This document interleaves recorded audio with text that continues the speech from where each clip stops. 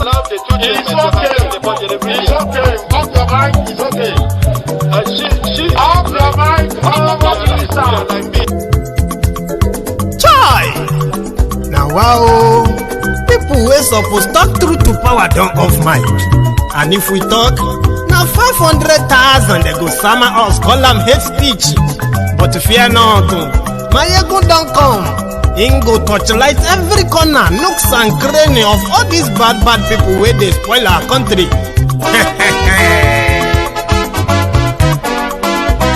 So my people make we laugh, oh, yo, yo.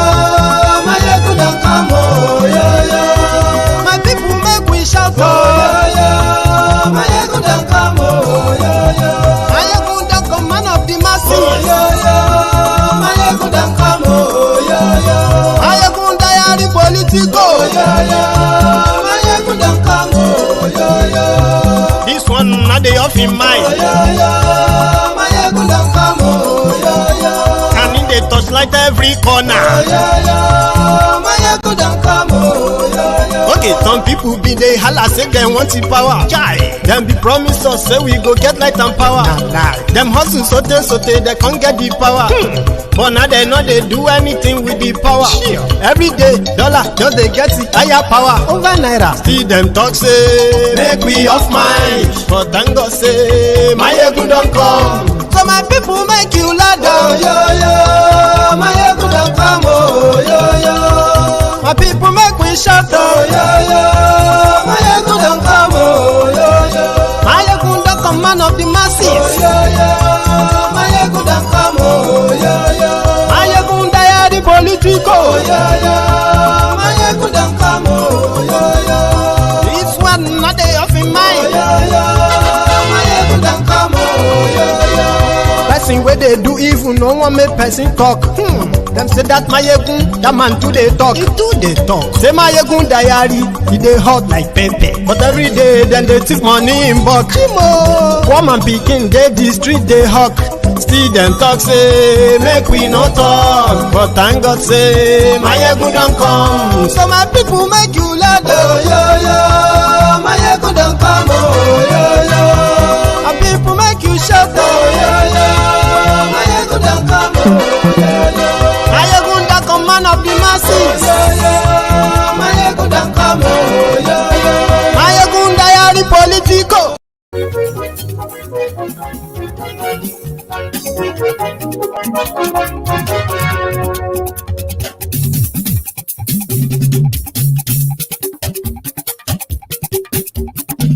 Maiyegun làwa mọ̀ làmọ̀ tó dòdòdò. Maiyegun Diary, Maiyegun number one. Hello there. Maiyegun làwa mọ̀ làmọ̀ tó dòdòdò. Maiyegun Diary, Maiyegun number one. Maiyegun ti dé o, ọ̀rẹ́ ara yìí. Maiyegun Diary, Maiyegun number one. Lórí Facebook, lórí YouTube. Maiyegun Diary. Good morning to you, good afternoon to you, and good evening to you from wherever you are watching from. It is Maiyegun live. Maiyegun Diary, Maiyegun number one. Bó bá ṣe àní Maiyegun máa wí. Maiyegun Diary, Maiyegun number one. Ó sì tún ṣe eré wàá gbọ́ níbẹ̀ o. Maiyegun Diary, Maiyegun number one. Maiyegun Diary. You have seen Shagent you. Maiyegun number one. Godfatherism kò sí lọ́rọ̀ máa. Politics is not a game. I will continue to remind you. Kẹ́gbọ́rọ̀ lẹ́nu. Maiyegun Diary.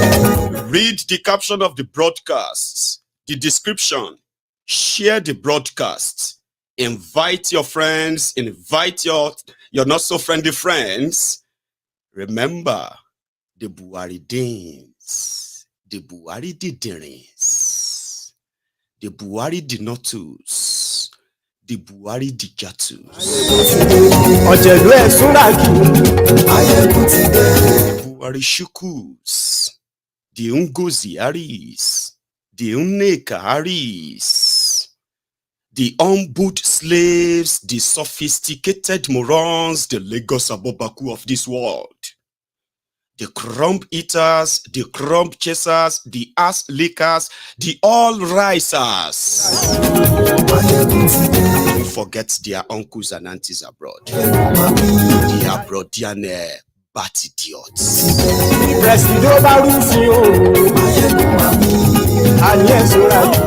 All of the bat starts a clan. Tell them, Maiyegun today. Ọlọ́pàá tí ń darí bá ayé ẹ̀sùnra yìí aṣòfin tí ń rúfin o ayé ẹ̀sùnra yìí òkúra olóṣèlú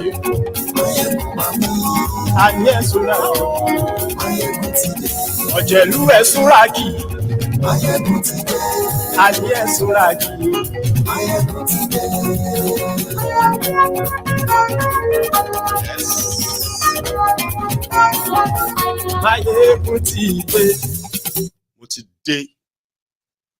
So good morning to you once again. Good afternoon to you. And good evening to you. From wherever you are watching from. It is Maiyegun Live. And even though a lot of you will still want to believe that politics is just a game. And listen to this. I am kind of partly happy now that a lot of you are learning to keep grudges. The usual bogus, let's move on. Just move on.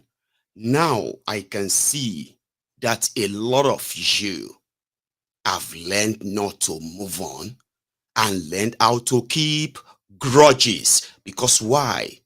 If there is something that legitimizes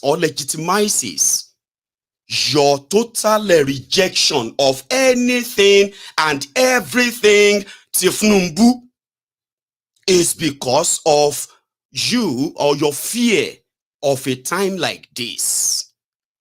You are right. That legitimizes your anger and rage. So the first one, politics is not a game. It is a life and death decision making. And you cannot put that on the pedestal of a game, winner or loser. Ladies and gentlemen, today, those of you who continue to call out APC, Egbekegbe, Tinubu, and their gang, like I said, your your opposition is legit. Because for some of us, we knew the trajectory that APC was taking Nigeria. It is a trajectory that would either lead into a civil war. Because why? A country that is so mismanaged, with that kind of large number of people, where you have the highest concentration of poor people, of course you are going to see increase in crimes. You're going to see increase in all this hatred and all this that are kind of flying about. So what will end it? Everyone will tear themselves apart. That is the trajectory that APC, Egbekegbe, is taking Nigeria. So some of us who really want Nigeria to break up, we are not sort of envisaging a violent breakup, right? But the trajectory that APC, Egbekegbe, is taking Nigeria to is exactly what will happen. A violent breakup of Nigeria. And for those of you who probably felt like it's a game, let's come back to you. Today, every one of you, you are a living witness of what Nigeria is today. Okay? So for those of you who somehow They have started gaslighting. For example, listen to this. They agree that things have gone south, things have gone bad, worse beyond anything, right? But in order for them to not take responsibility, they sort of push it back to you. Some of you, the obedient, they push that back to you and ask, what would Obi have done? There's nothing anybody could have done. Oh, the reasons why you don't, the reasons why you are this angry at APC, it's not because they have failed you or destroyed Nigeria. It is because Obi didn't win. That's gaslighting. They do that to some of you, don't they? Yeah, they do that all the time. Make you feel like there's nothing you could have done. Listen, you don't take responsibility for those who enabled criminals to perpetuate a civilian coup, okay, which has now resulted into you having a senile drug dealer, certificate forger as your president. So he should be held responsible, not you being gaslighted that, oh, the reasons why you are not happy is not because they have destroyed Nigeria. It is because Peter Obi is not your president. Now, don't take responsibility for that, though. It is called gaslighting. They should take responsibility for what they have done to Nigeria, not what could have done or what could have happened or whatever it is. Right? APC, Egbekegbe, was rejected everywhere. Let that be on record, brethren, because I would rather deal with facts now than makeup or whatever emotion that runs riot anywhere, right? Factually, in Lagos, it was obvious that Yorubas, Hausas, Igbos, Ijos, all of the over 200 ethnic nationalities that have been confirmed to be residents of Lagos of today rejected APC, Egbekegbe, outstandingly. That's a fact. But you know what happened? They manipulated it, changed the whole thing, and they kept themselves there. However, you would expect, okay, maybe the poll was wrong. Kolu is now their president. Even though people are being slaughtered and massacred in middle belt part of Nigeria as we speak, right? Kolu should be at home in Lagos, the supposed mega city of Africa. So then a video popped up today. The reason why I am not going to go all hard on the people is that factually APC, Egbekegbe, was rejected in that Lagos. Tinubu scored 147,000 votes. Peter Obi scored over 980,000 votes. So they were resoundingly rejected. Right? So which means they were never popular there. Remove the violence. Remove the manipulation. Remove the threats. The reason why their hatred towards the Igbo is so strong is because they believed that the Igbos influenced the rejection of Tinubu in Lagos. It's like they felt like the Igbos were like the alternative authority to them that could indeed get rid of them. But Yorubas, who are the majority in Lagos, rejected them. That is a fact. No matter how you feel towards the people in Lagos, no matter what name you want to call them, no matter anything you kind of feel, emotion is different from facts. Even in their Charade election, they beat them. They beat them silly to the point that the shock forced them to begin to shout from our local to Yoruba Ronu. We saw all of that, all documented here.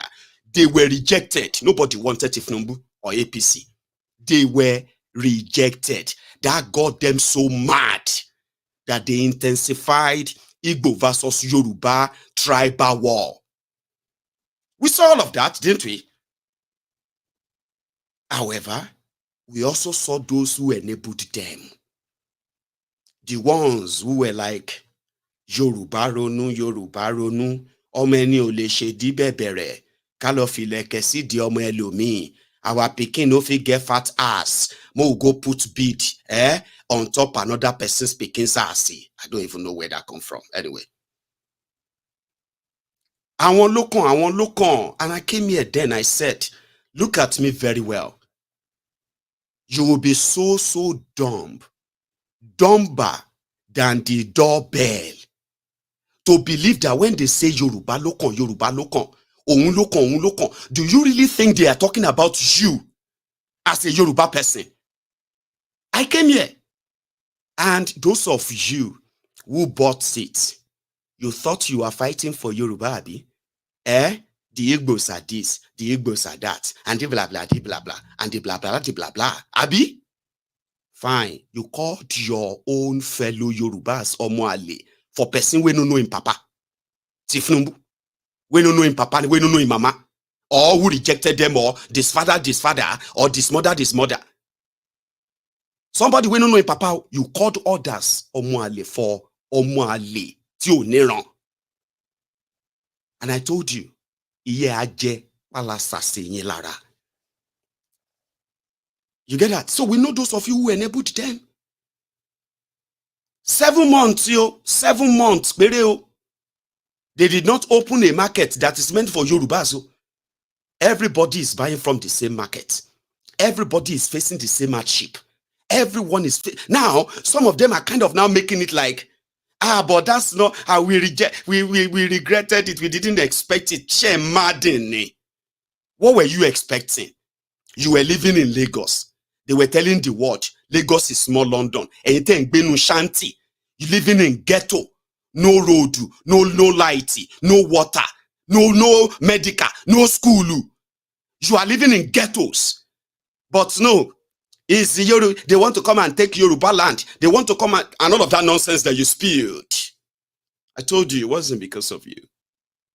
So when the Kolu is presently in Lagos, and you would expect at least he is at home, everybody should be so happy to see him. You know what I mean? They were not happy to see him. He passed through their market, pushed them aside. I want you to pay attention to this video, right? Look at that environment. That is their Lagos. The mega slum. The mega shitty of Africa. And the sound that rented the air was people screaming, Ebing Pawao, Ebing Pawao, we are hungry, oh. Hunger is killing us, so white Tinubu, just like when you have the president of the ghetto, showing the opulence, driving the luxury, showing the wealth and power. Okay, I mean, come on, Yoruba land.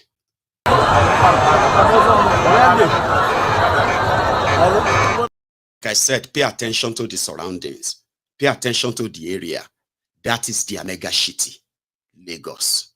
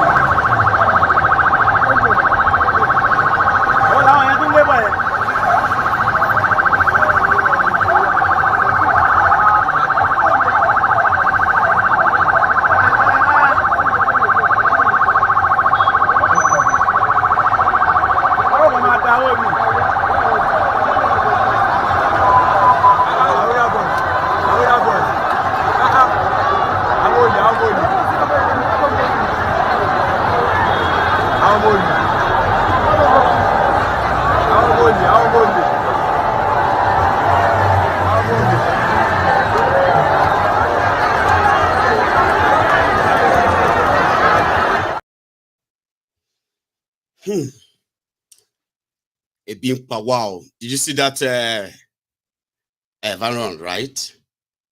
And they can tell you, I can tell you this for free. Okay?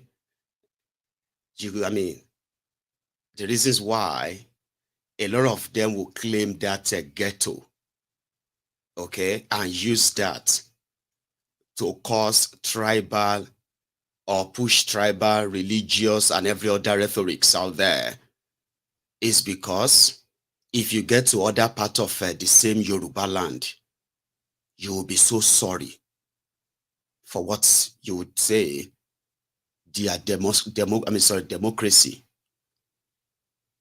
have done for the people of that region. Poverty everywhere. I mean, like, everyone know someone or family that is going through it right now, that they can testify and say, well, they are really going through it, man. People are really, really going through it, man. So at the end of the day, there was no special market for the Yorubas. There is no special this for anyone. So rather than take responsibility, they are telling you to work with them. You need to at least, let's support them. Ask yourself, what exactly do they want you to do? All right? To bring back the ruined, and the one they still continue to ruin, the ruined economy of Nigeria. What exactly do they want you to do that you are failing to do? Right there, you are still watching them. Somebody who said he will continue from where Bokuwari stopped. Look at it today.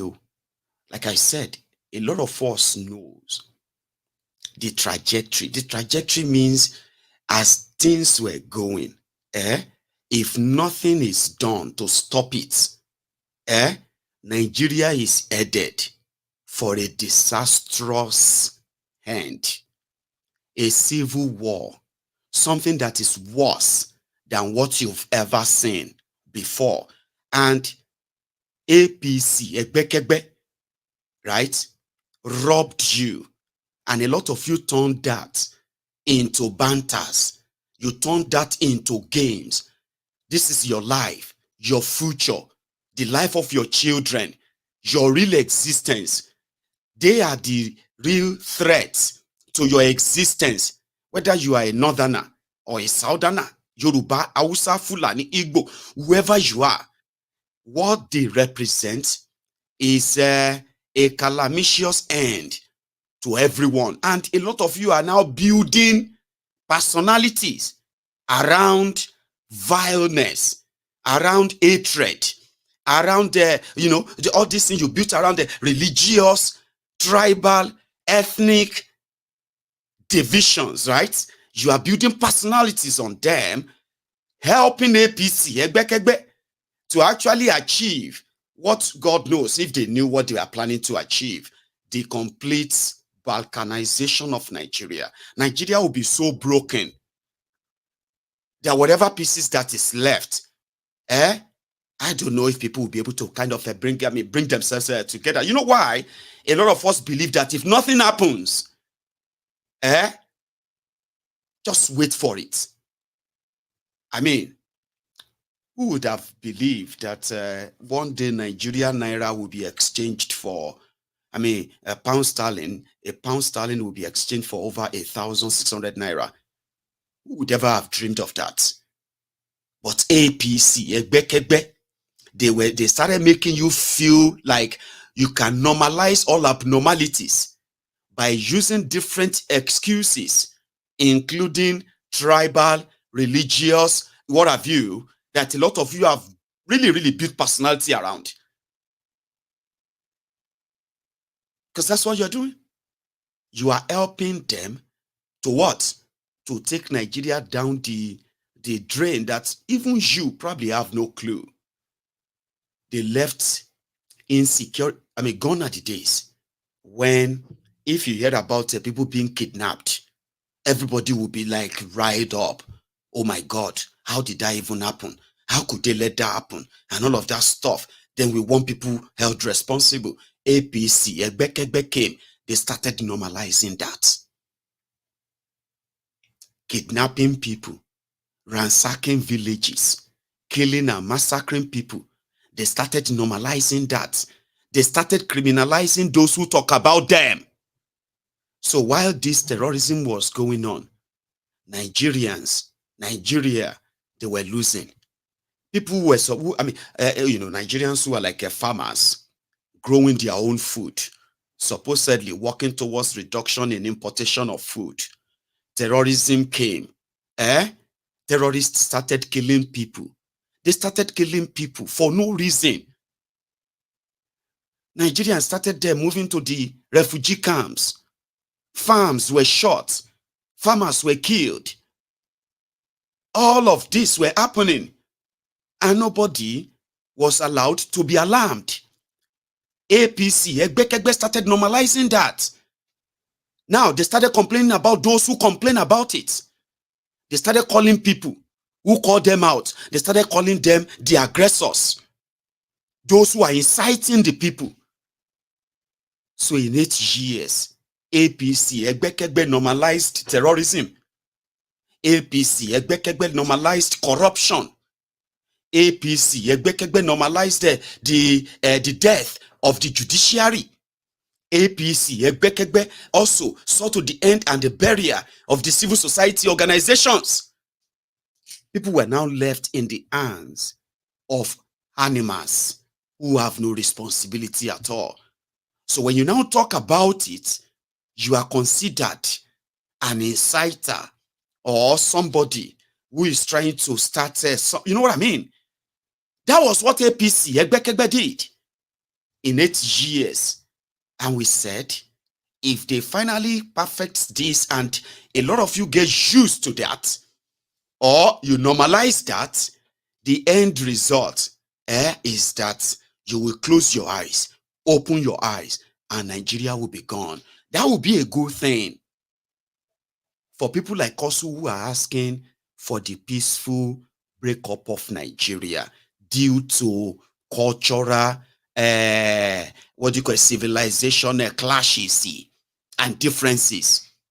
Let us peacefully discuss this union and go our separate ways respectfully, so that we can go and take care of our own problems by ourselves, for ourselves, sink or swim, sink or sail.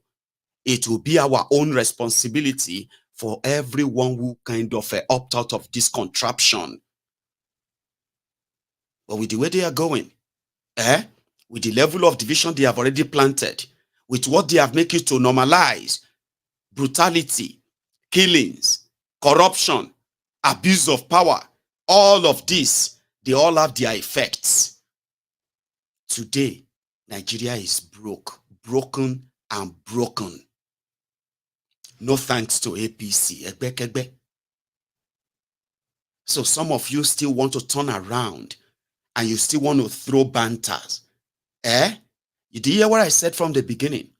To those of you who are still standing, whether you are one of those who went out there to go and participate in their charade as obedient, no grief for anybody. Are you with me? You are not responsible for the destruction of Nigeria by APC, and you will not answer any question that what would you do differently? Nobody would. I mean, it is none of your business anymore. You see what they are doing right now? Is what you tried to stop by following them in getting their poverty validation card. A lot of you fought hard. Some of you lost your businesses, jobs. Others lost their lives. Many are living with a lifetime scar simply because they tried. They tried to stop the projection of something that is not in anybody's interest, whether you are Yoruba, Hausa, Fulani, Igbo, and all of that. APC, Egbekegbe, does not represent anything good. So, if any of their actions or what have you make you think you are better off, is because you are stupid. In the whole scheme of things, you are their victims too. So when those who tried their best to stop APC, Egbekegbe, were being killed, a lot of you thought, like some people were saying, they thought Tinubu was coming with the solution. That's what you believed, right? Now that Tinubu is not giving you any solution, you are angry that those who try to stop you and stop Tinubu and his criminal gang, you are angry that they are not giving you breathing space. You are saying they are blaming you for your choice. Are you mad, Dini? Your choice has brought untoward hardship, untoward, what do you call it? You know, the never seen before poverty. The economy is tanked, and it's going to even be worse. So you are mad that because you have I have a choice. You shouldn't be talking anymore. Like, seriously. And that's the problem. The problem is that you believe that you could indeed support murderers, those who are destiny killers, those who are out to get you. They don't give a damn from where you come from. Their actions and inactions, they will all come back to haunt you, happen to you. And that's why we say, when we say, may Nigeria not happen to you, APC, Egbekegbe is the weapon fashioned against you. So whether you are licking their asses, whether you are kind of their vuvuzela or champion of any nonsense that in your head, your choice has brought death.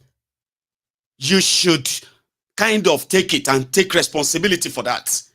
Not you trying to kind of feel like, is it because you are hating me because of... No. I am not in support of people hating people. I'm very much in support of people holding people responsible for their own actions.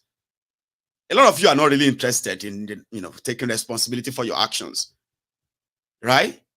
When you see young men who come out to say this, young men, one of them is this. So this one is like one of their worst civilian terrorists from northern Nigeria, right? This young boy, right? He breathed ethnic hatred. He eats and drink and breathe it. But most times when I look at them like this online, sometimes I just shake my head like, take a look. It is not a game. All right? What APC, Egbekegbe, represents, they do not represent Fulani, Hausa, Igbo, Yoruba, or anybody. These are a group of criminals from every ethnic nationality whose action and interest is just about themselves. And if their actions and interests causes the death of anyone and everyone in any part of Nigeria, it doesn't really make any impact on them as long as it doesn't affect whatever they have as part of their power sharing arrangement. So when you now look at them, and somebody says, it is going to ruin Nigeria if an Igbo man become president of Nigeria. And a young man living in Nigeria of today, okay, thinking this is a game. We are bigger than you. We have power than you. We are superior than you. The victims of terrible leadership, bragging in their own emptiness. Sure, you understand? So an Igbo man triggers more hatred because he wants to be president of Nigeria. A supposed one country, one people. That's where the lies. Why would an Igbo man want to contest election with a Fulani and a Yoruba man? What audacity. Man, definitely they are the most dangerous people then. And all hell let loose. A lot of you were swimming in that big guttery. And then you ended up with a drug dealer. Okay? And then somehow you are still so happy, even though you are not. You are happy that at least an Igbo man is not the president of Nigeria. I mean, where is that Nigeria? Which Nigeria exactly? This one? This particular one? Right. So they ensure of that, making you feel like that gives you some sense of what? Sense of superiority in a shit hole that these criminals continue to grind and then what do you call it? About to be buried. So you are going to wake up one morning and there will be no Nigeria anymore. And no thanks to the APC. So when they said they were crying, I said, oh, I have a preaching. I mean, I actually have a video for that. Let's use this. For those of you who believe that it's actually a game or whatever, let me tell you this. Like I have said before, except something happens that stops APC, on this journey, ladies and gentlemen, you will wake up one morning and you will find that Nigeria no more, like completely gone. Trust me, okay? Except something happened that stops them. Except that. But until then, in the time of poverty like this, the economic principle of Yusuf is what everybody should apply in his own lives. Eat little, save more. You don't know what is happening. Kese la ń rí lọ́wọ́, makasakasa timbo. A dollar was just 800 naira or thereabout a couple of months ago. Now a dollar is over 1,000 naira. How much will it go? Nobody knows. Torí tó ń ṣe falafolo. Ọgbà salary kilawa. Ìgbéraga week. All gbéra rẹ̀ sanlẹ̀ láìpẹ́. Eat little and save more. Ayé tá ń jẹ chicken kọ́ la wà yìí mọ́. Ayé shawarma kọ́ mọ́. Ayé ice cream kọ́. Mú gààrí. Jẹ́ pọ̀nmọ́ gbàgbé táwọn doctors sọ pé kò ní nutritional value. Kí ló fẹ́ nutritional value pẹ̀lú kíní? Jẹ́ pọ̀nmọ́ mú gààrí orí ẹja. Wàláì kò rẹ́rìn. Bọ́ bá lọ ṣe falafolo pẹ̀lú owó ìyà ó jẹ ọ́ bá kẹ́. This is the time to save more. Kálukú ló mọ tí ń san lówó school àwọn ọmọ nísìn. I started by paying 25,000 naira per term 2 years ago. Last year, 50,000. Wallahi, this year is 100,000 per child. Now, imagine having 4 kids going to school and I have to pay over 1.2 million naira in a year. Divide my salary in a year by 2. How much will remain? Gas is in Bentley. Pampers in Bentley. Èmi so my boy yẹn ra fìlà yẹn ra sọ. Nbo ni ká fi gbogbo yín sí ibadallah. So this is the time to apply the basic principle of economics of Prophet Yusuf alayhi salatu wasalam. Save more, eat a little. Somebody told me there is nothing to save. I told him you are a liar. Where do you get money to buy data and check Facebook, WhatsApp, Instagram? You are on Facebook, on TikTok, on Instagram, on WhatsApp. You are everywhere. And you say there is nothing to save. The money you use to buy data, save it. Do you need data to survive? Kí data ọ̀tọ̀ dé kí là ń lò? Ṣé àgbáyé ni? This is a basic fact. Unless your data is fetching you money, wallahi ò need the data. Kò need the kó maintain lọ Nigeria láyé kí ló kàn bẹ́ẹ̀. You don't need it. Unless your data is fetching you money, we are spending more on until consume wa junta and save lọ. Ó lè máa wò pé lò. Àtisebo, àtisete, àti ń parọ́ tipẹ́, àtisete, títò òdìmú òdodo òsì mọ́, àtisete, kágbàdé fálárẹ̀, àtisete, kágbẹ̀bí fálárẹ̀, àtisete, adájọ́ ń parọ́ torí owó, àtisete, òdìlú ń parọ́ nítorí ipò, àtisete, èdò gbówó ń tẹ́, àtisete, ìjà ń jà aráàlú, àtisete. Àtijẹ́tán. From àwa lókàn to Yorùbá ronú. From Yorùbá ronú to ebi ń pa wá o. But let me tell you something. Whatever it is that you are going through in Nigeria right now,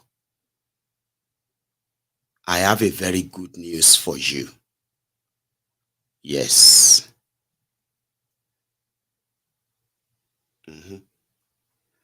Continue going, because it is just about to get started. Like I said, a lot of things that would ordinarily have triggered national protests, the cost of living crisis, the level of unemployment, the level of insecurity that is also contributing to all of this economic downturn. A lot of you today, millions of you, would have changed that. But something happened, which a lot of people believe is not ordinary. And I don't believe it is not ordinary. Some believe that APC, Egbekegbe, uses juju jazz on the people. And I said, No, I don't believe that.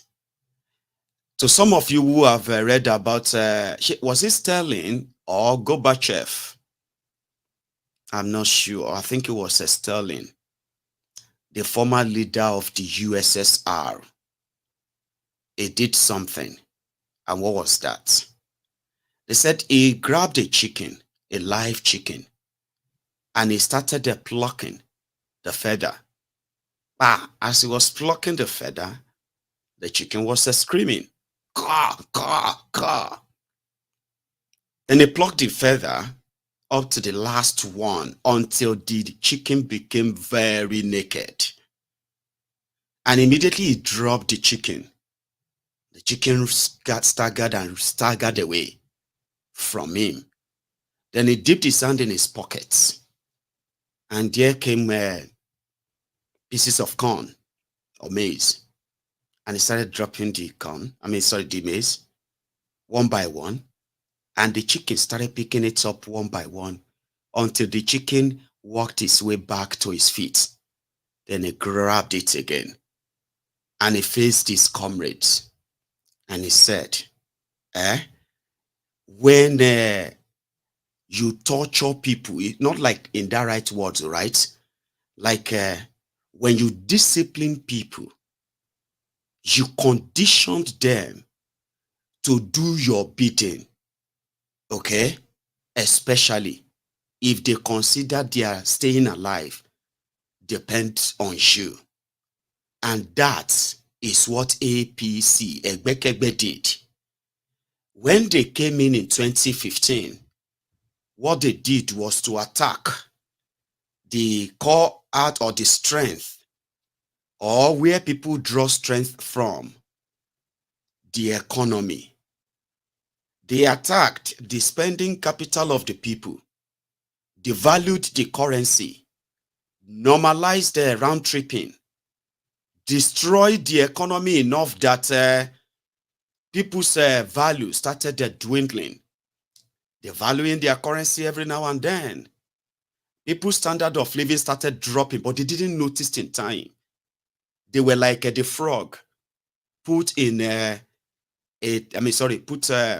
frog in a water-filled pot, okay, on some of it for me on fire, right? And then once the temperature of the water begins to change to kind of a warm to boiling point and all that, the frog usually kind of find a way to adjust. So APC, Egbekegbe, right, started weakening the people without even making any noise about it. By the time people will realize, millions of them have fallen into poverty. Their business is gone, investment gone, savings gone. Some even lost their relationship, lost their family. Some lost their lives. In all of this, people started scrambling for survival, whatever they could do to survive, whatever they could do to get away from the pang. And this got people so busy that today in Nigeria, even those who pretend to be rich, everybody is living for the day, living and worried about what it's going to be like tomorrow. No thanks to APC. So they weaken the people internally because they got them in a stage, to a stage whereby they got used to that. They got used to not being able to afford 3 square meals. They got used to not being able to afford their medication.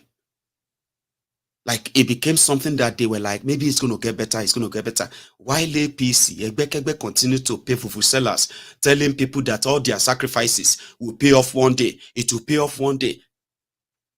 It will never pay off. You are going to die expecting everything to be different. It's never going to pay off.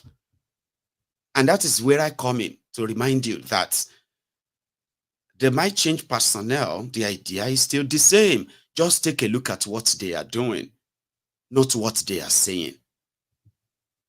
So APC, Egbekegbe, came to do 3 things. Okay? To steal, which is to loot. To destroy, which is to divide. then to kill, which is to end.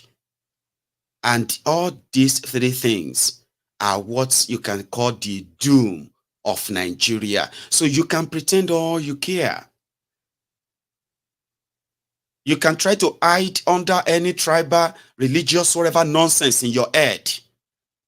You can continue to push the fight, that mental fight in your head. That's yours when you are done. The person who told you to eat mugari, jekmomo, orieja, today, people can't even afford them. And every one of you can tell what people are passing through around you, even what you are going through yourself. It is not even limited to those who are in Nigeria, including us who are not in Nigeria. And then you realize that Maiyegun said, when they say Yoruba Lokon, they are not talking about you.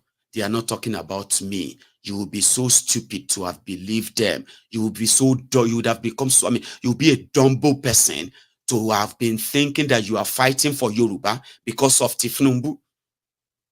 I'm going to replay that video because some of you just joined.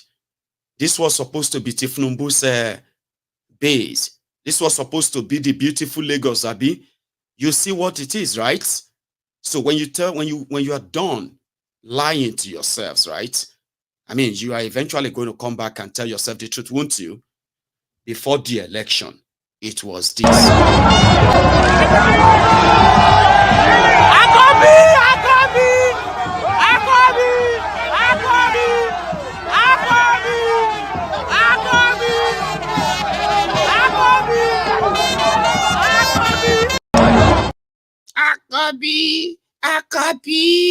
Akabi.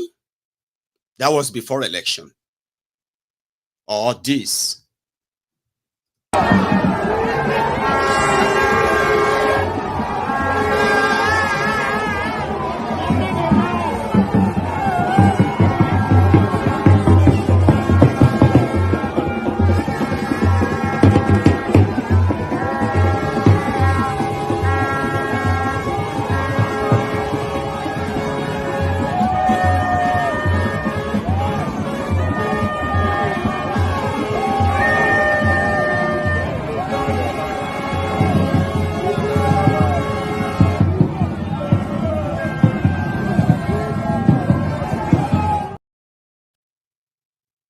And then 7 months after to this.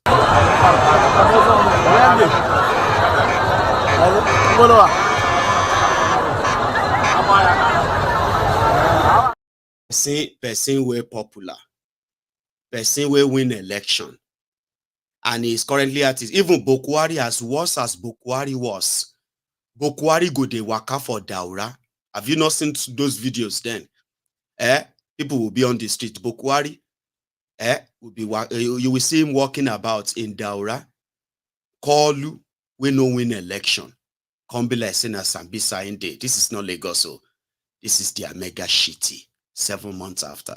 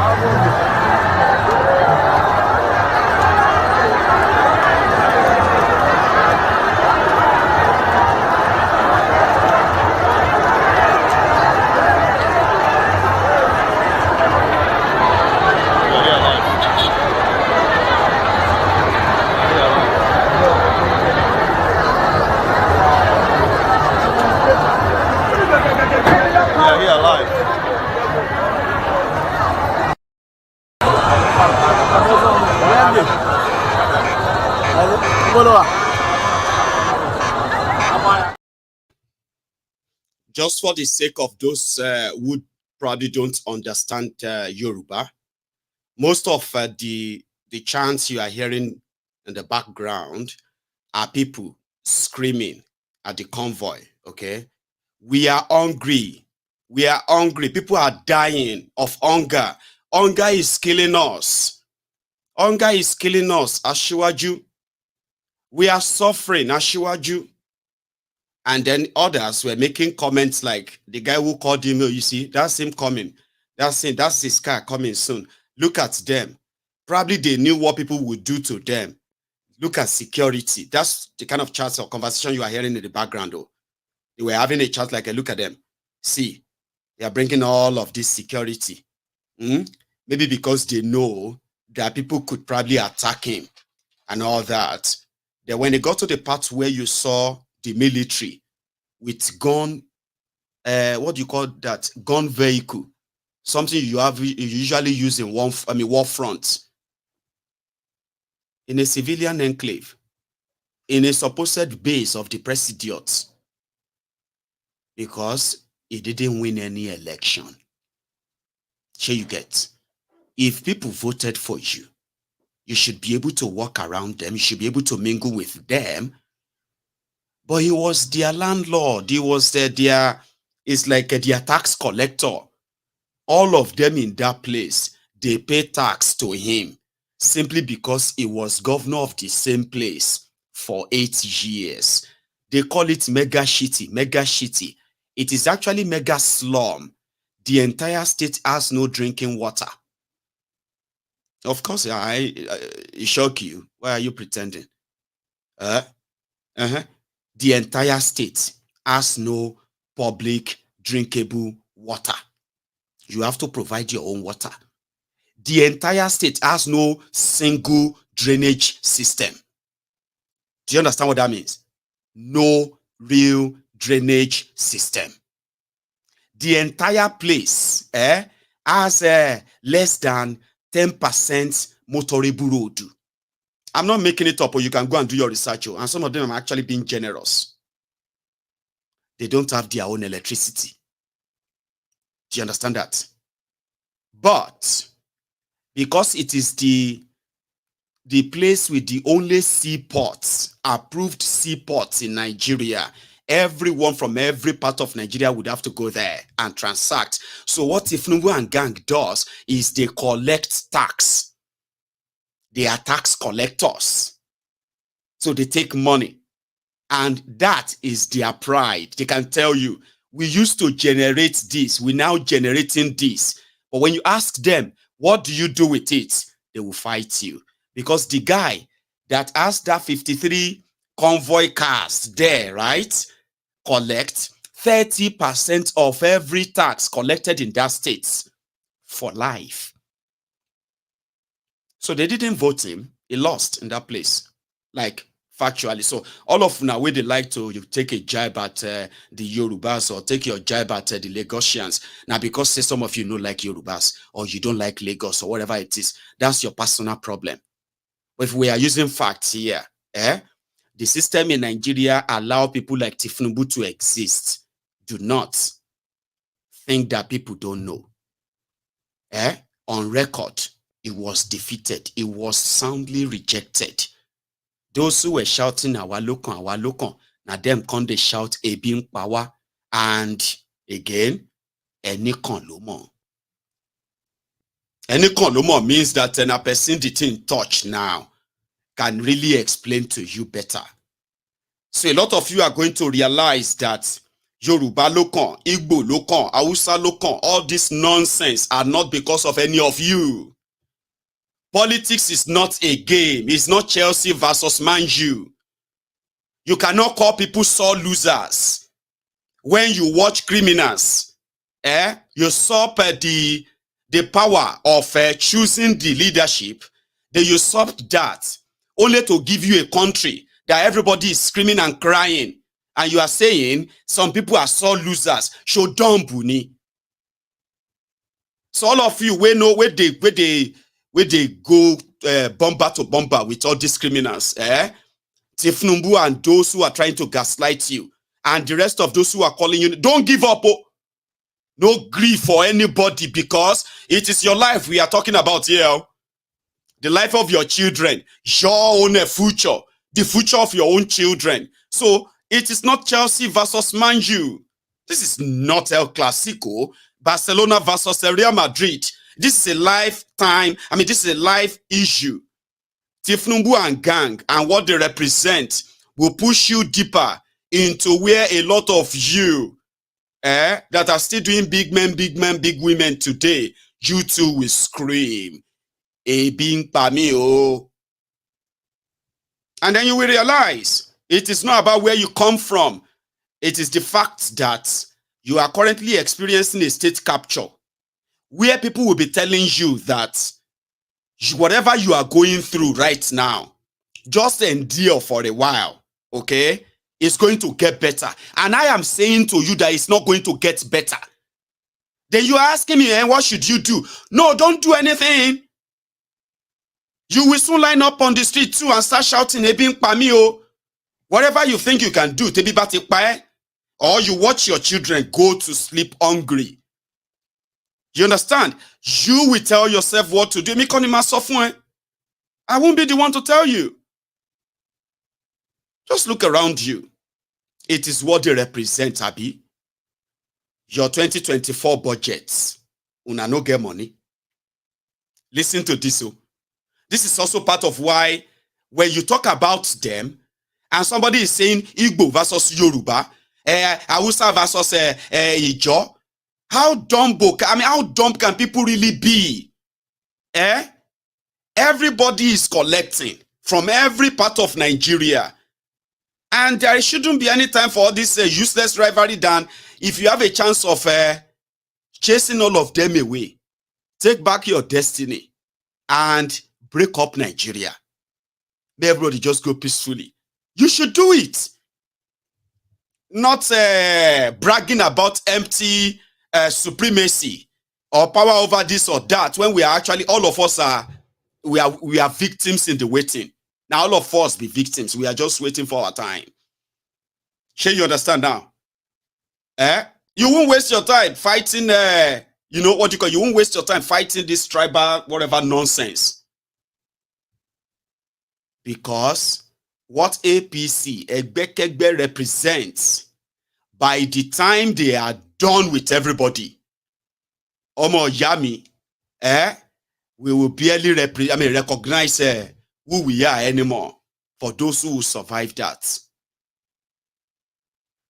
So, going forward, those of you who are holding grudges, I encourage you to continue to hold your grudges. Do not let anybody talk you out of it and say you are overreacting. You are a sore loser. You are not, because you see, everything you stood against is what is now happening. They want to force you to accept it, normalize it. Let them call you hater. Let them call you names. This is you fighting for your life. Do not compromise. Don't grieve for anybody. Like they say now, right now, they say almost 2024. I know they grieve for anybody.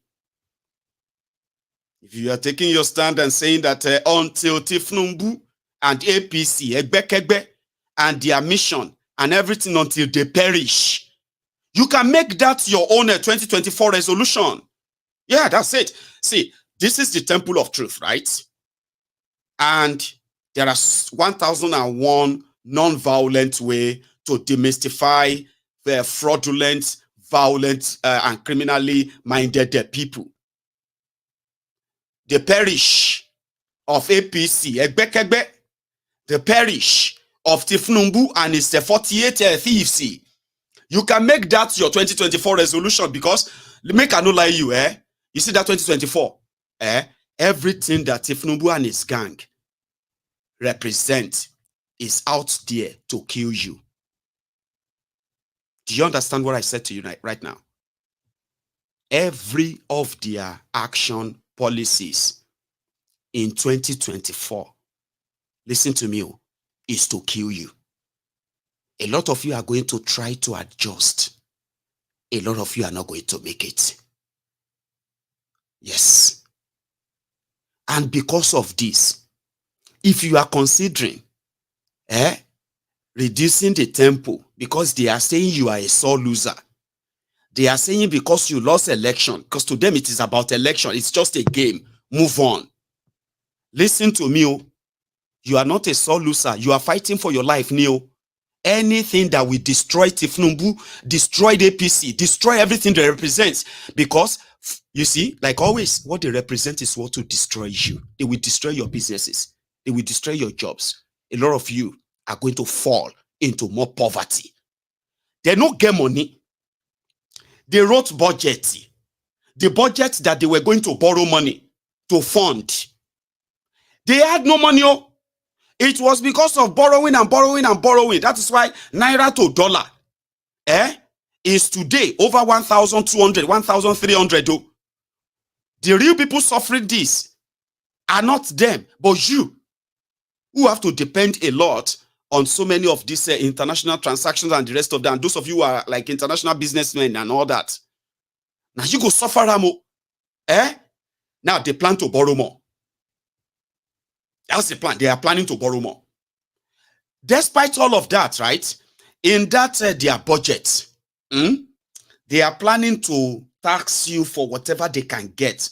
Print more money like a Emefiole. Are you listening? Then they are planning to borrow more than 80% of the entire budget, but they are lying to you. That they are expecting to generate this and that. They are kind of, they are going to service the debt with 9 trillion. They are going to the defense. All of these are just like the usual. But the difference is that Nigeria is really, really broke and broken. They know it. You see the spending galore and the rest is continuing. So what does that mean? Naira is going to fall more. Before middle of June 2024, $1 may have become 2,000 naira. These guys, yesterday there was a news that came out yesterday, and they said, you remember that $3 billion they wanted to collect from the Afrexim Bank? Now let us circle back, because it's like I'm taking you on a roller coaster there, Abby. Sorry, this is me trying to tell you that whatever hardship you are seeing today, and they are telling you that they are doing something, that everything will become different from next year, give them time. A lot of you would want to believe them, but this is me now trying to tell you that whatever you have faced in 2023 and from 2015 so far is going to be a child's play to what you are going to face in 2024. It's not what they are saying. It is what they are doing. They told you they removed subsidy, didn't they? And with other lies, Dangote Refinery, Politico Refinery, and all those lies they told you about, right? They also tried to manage to put that in their 2024 budget, okay? Remember, they already got an approval for about, 3 or 4 trillion supplementary budget, which none of you actually questions how they spend that anymore, Abi. Now, what they import from that supplementary, they have put that in that 2024, is still not enough for them. I told you. Now, when they go to their Senate, they have padded it and padded it and padded it. They have padded your budget with extra 1.2 trillion naira. Okay? And in all of that, they are spending at least, their budget says 75% on recurrent, including debt servicing, including all the houses they want to renovate, the yacht they want to pay for, the new aircraft they want to buy, and every other thing they put in there, right? None of this is going to bring anything back into Nigeria, okay? It's just going to be money spent out, but they didn't have the money. So where are they going to get the money? They will print the money. They will borrow the rest. Now, they just took a tranche. They plan to peg the dollar to naira at 770 naira to $1.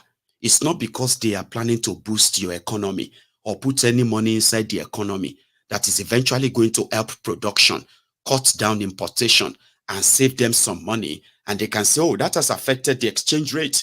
Now that we have something to back up the dollar, the naira, right? But that wasn't the plan. Sorry, when I saw that pop up, that thought I was going to freeze. Give me a sec. A town hall different from blue. Bulaba.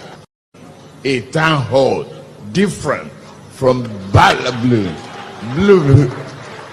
Bulaba. A town. I knew that may freeze, so I had to kind of slow down and wait for it. So it did freeze. Sorry about that. Like I said, there wasn't any plan to say, oh, that was going to. So their plan was to secretly borrow $3 billion from Africa Exim Bank, which is an Export-Import Bank of Africa. Okay. And the idea, the deal was they were going to give them crude oil worth that $3 billion. The bank was going to provide the cash. So their plan was to take the money to the central bank for their friends who are demanding for dollars. The reason why Naira dollar keeps rising, right? So they will now subsidize the dollar for the oil marketers. So they don't need to go to the bank, okay? They don't need to go to the bureau de change or anything. So they will share the money into some banks, and then you can go there. So by that, they can tell the banks how much they should sell the dollars. So with that, the news can say Naira has gained power. Tinubu's policy is working. Naira to dollar has crashed to 800 Naira to $1. Yes. Tinubu's policy is working now. Okay, that's it. Let's give him time. Let's give him time. Let's give them the next one. They will say, oh, Naira to dollar has now come down to 780. 780. Wow. God knows the magic. Tinubu, they know. But the difference where you will know that it is all fraud is that the price of things in the market will not change. Here you get everything that has sort of increased prices because of the rise in the devaluation of Naira. You will realize that things are not going to come down. When you go to the market, but the dollar has, they said that the dollar has come down. How come the bag of rice is not coming down? How come the petrol is not coming down? Because it is called artificial control. That was the agreement they went to go and make with this Afrexim Bank. So those ones have been looking for the cash, the dollars, for the past 4 months. But I heard that it's like they got a tranche of the money, some of it, maybe 1 billion, maybe 2 billion yesterday. So that when you get to January and you suddenly hear that Naira dollar has crashed, and then you will think Tinubu is working, only for you to go back to where you are a month or two later when they finish the money. It used to be called Buharinomics, but you can now say it is Tinubunomics, voodoo economy. So 2024 budgets that should ordinarily address all of these shortcomings, something to tell you, to show to you that, listen, with all these investments, if they can manage to actually use this investment for this and that, that should improve the economy. People can match up the rest, Abi. But that would be you fooling around. Just take a copy of the 2024 budget, go and read it, and tell yourself where that your expectation is coming from in 2024, when they are already and willing. Nobody is coming to invest in Nigeria. Don't let anybody fool you. Do you understand? No one is coming. There is no major investment coming. It's not because people won't want that to happen, but just take a look around you. Look at the insecurity. Look at, in fact, the companies that are leaving Nigeria. One of them complained that Tinubu and his goons, APC, Egbekegbe, they are planning to take over the company. If the company want to continue to operate in Nigeria, they want to take over part of the company. And those ones were like, okay, fine, we'll leave. So they left. APC, Egbekegbe went to town and they said, oh, it's because they couldn't compete with us. That is why they left. You see all those lies they are telling you. The truth is this. Nobody is coming to invest in Nigeria. Not like this. The world knows what is going on in Nigeria. The world knows the state capture, the criminals in charge of Nigeria. Except if you have any blood money from somewhere, to take to Nigeria, nobody is bringing any real investment. See, nobody say, that one is not my fault. That one is not your fault. If you are not one of the enablers of the drug baron, do you really think the world revolves around you? Abobakus, integrity, competency. They are kind of things that are of value. You cannot buy them. And that's exactly what Tinubu represents. So when you don't have people who are going to come and invest in your country, what do you get? Loan sharks. So Tinubu and gang are willing and ready to play balls. Devalue your naira further. As long as they can be given money, borrowed money. And he is not even so lucky. Like that of Bokuwari. During Bokuwari time, he met some money. All right? And then he had a little goodwill that people thought maybe it was going to be different. So they were giving him money. Now, nobody is actually really giving Nigeria money anymore. So which means you should get ready for that 2024 Bansa Shege to Tikigon. You know? Killings everywhere. So they have passed the budget of 2024. They have added extra 1.2 trillion naira. So the total budget for 2024 has now jumped from 27.5 trillion to 28.78 trillion, almost 29 trillion naira. And for those who know the history of the National Assembly of Nigeria, what a padded budget, padded front, left, and right. They are padding budget to loot money that they don't have. They are planning to loot money that Nigeria does not have. Money they want to borrow.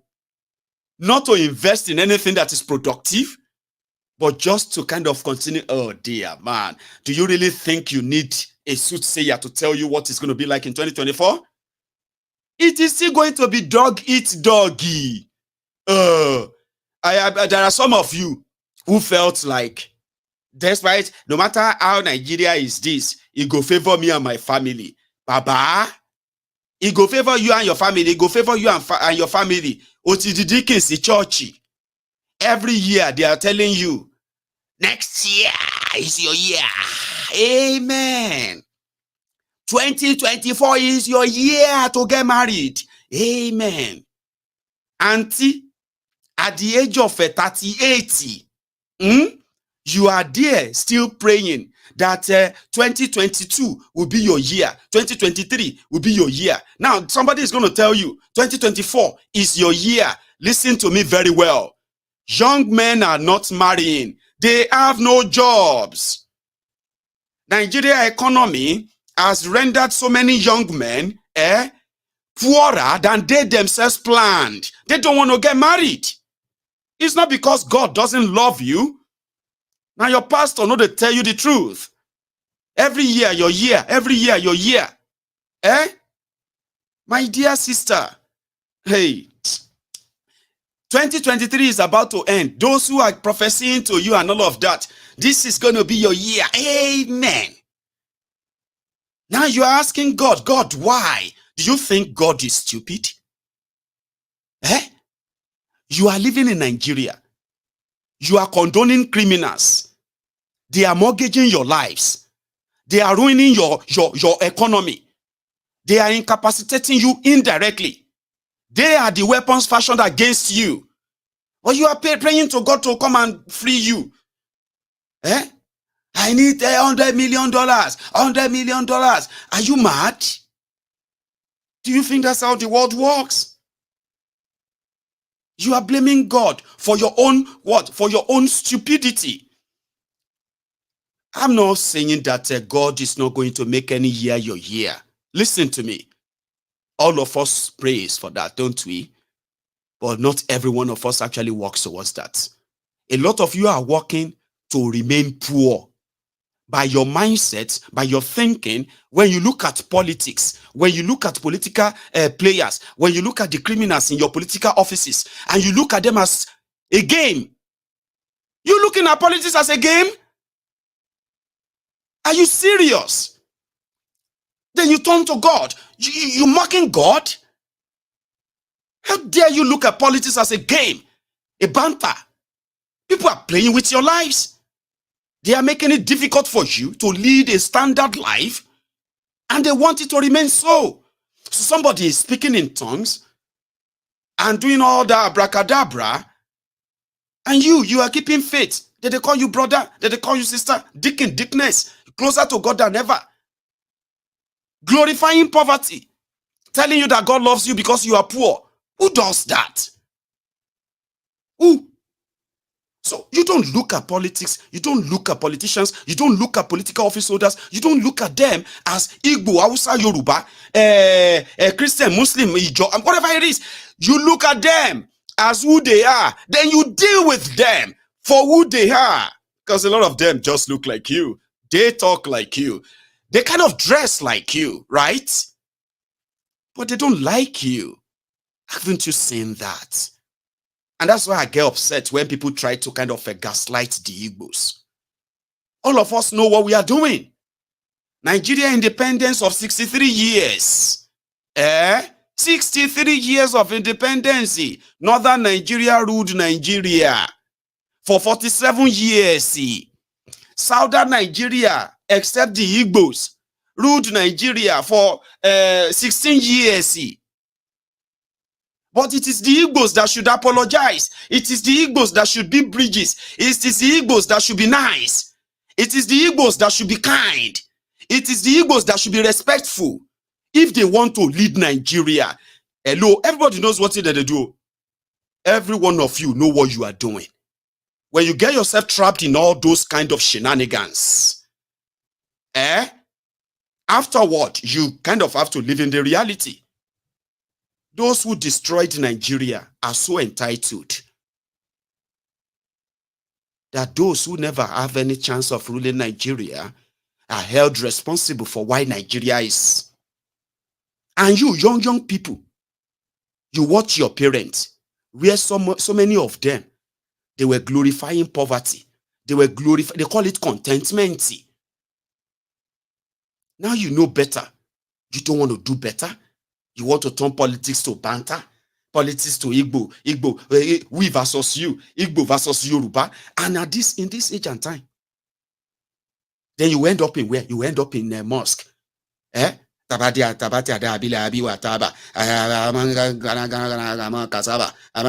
are praying against your enemy. Tabati down my enemy, Psalm 25 on my enemy. Heavenly Father, come and do this or that. Meanwhile, where you were supposed to use your sense, you were busy fighting tribal this, religious that. You can't focus. And at the end of the day, you begin to play into the hand of the charlatans that will begin to speak in the language you don't even understand, for them to probably try and change the mind of the criminals that you have you've bantered into power or what have you. At this age, goes everywhere. Heavenly Father, all the enemies arrow against me. All the enemy arrow against my family. But you know the real enemies arrow against your family. The system that does not provide a standard qualitative education for your children, safe and free qualitative education for your children. A standard that shows that system wants them to participate in the future of that nation. They are not interested. They didn't do that.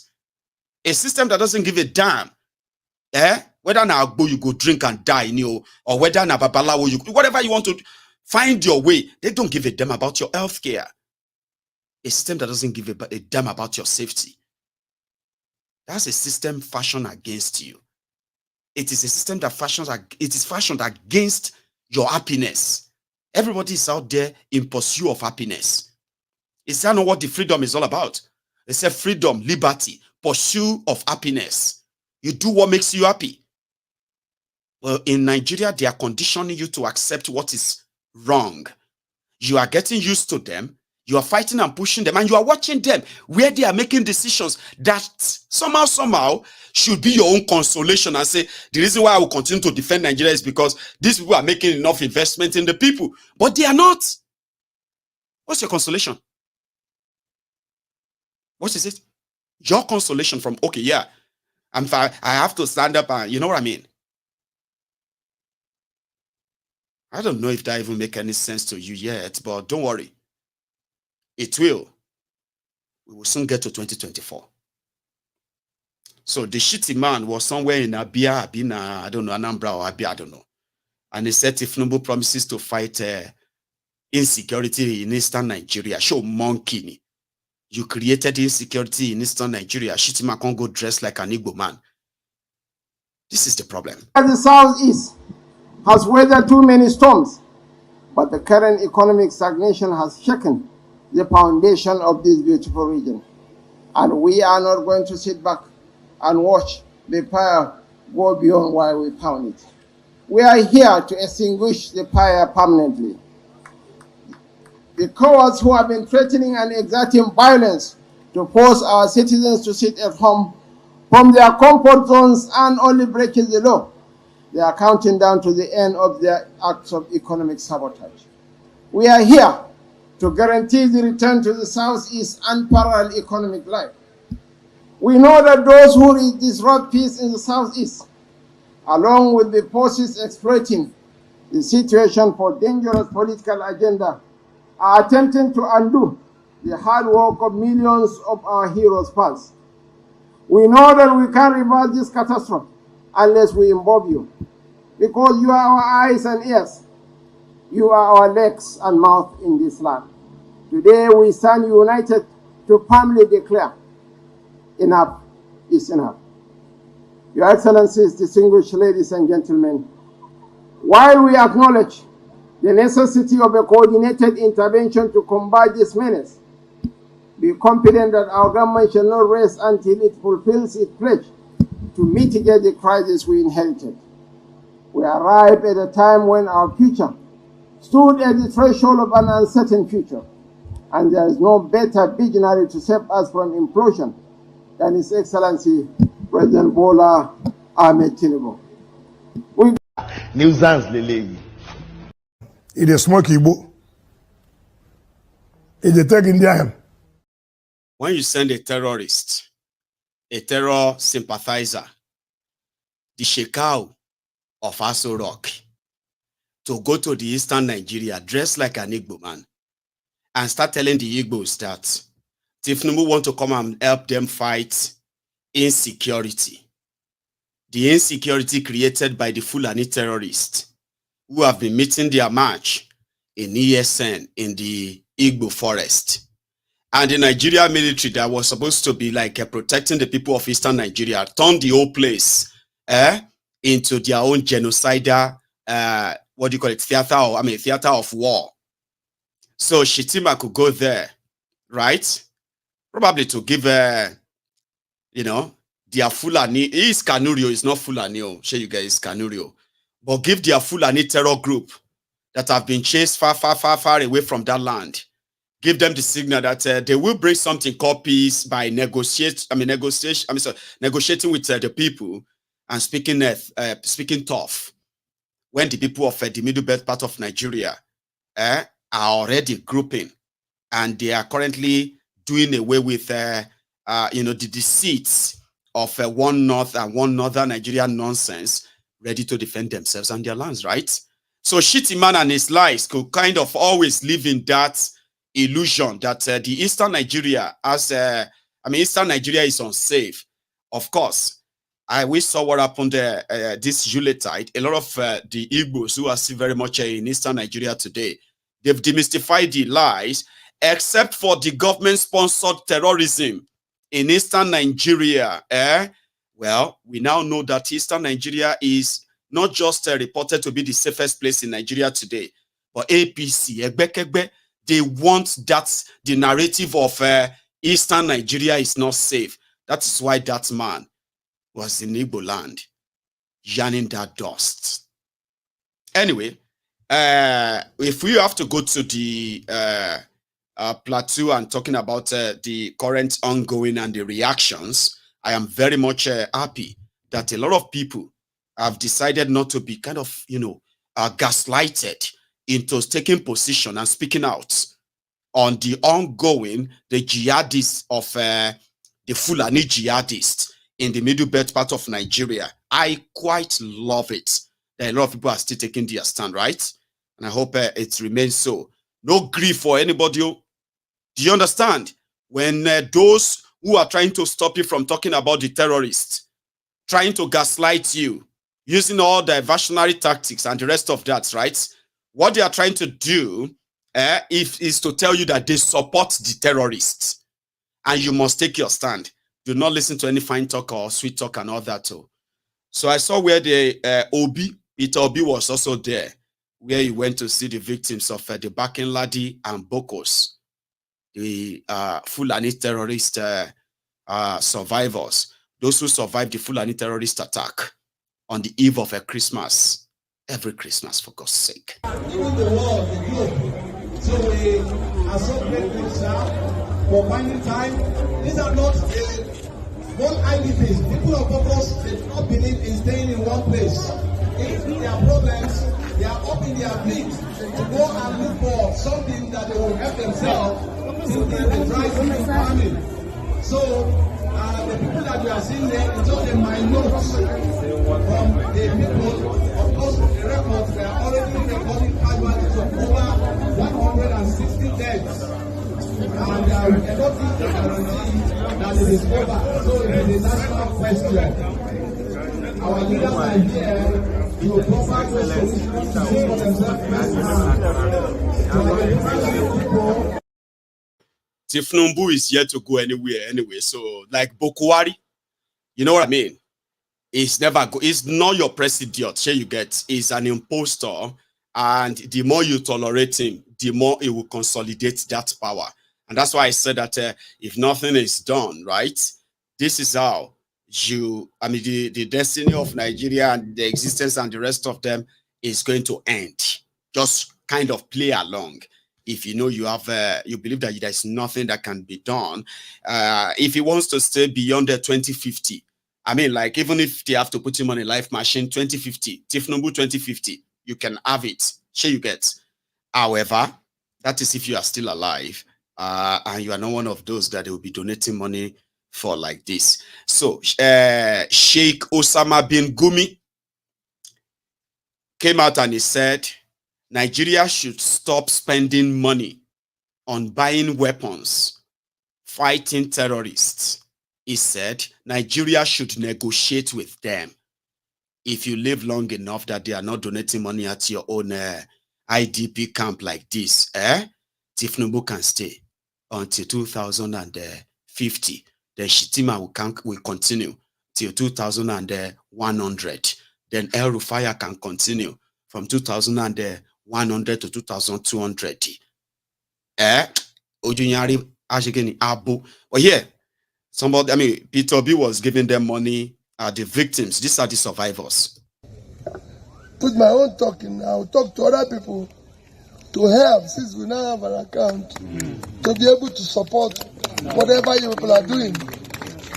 Whatever you people are doing, we will do whatever we can to support it. I assure you of my support. My numbers and everything available for those in hospital, for everything.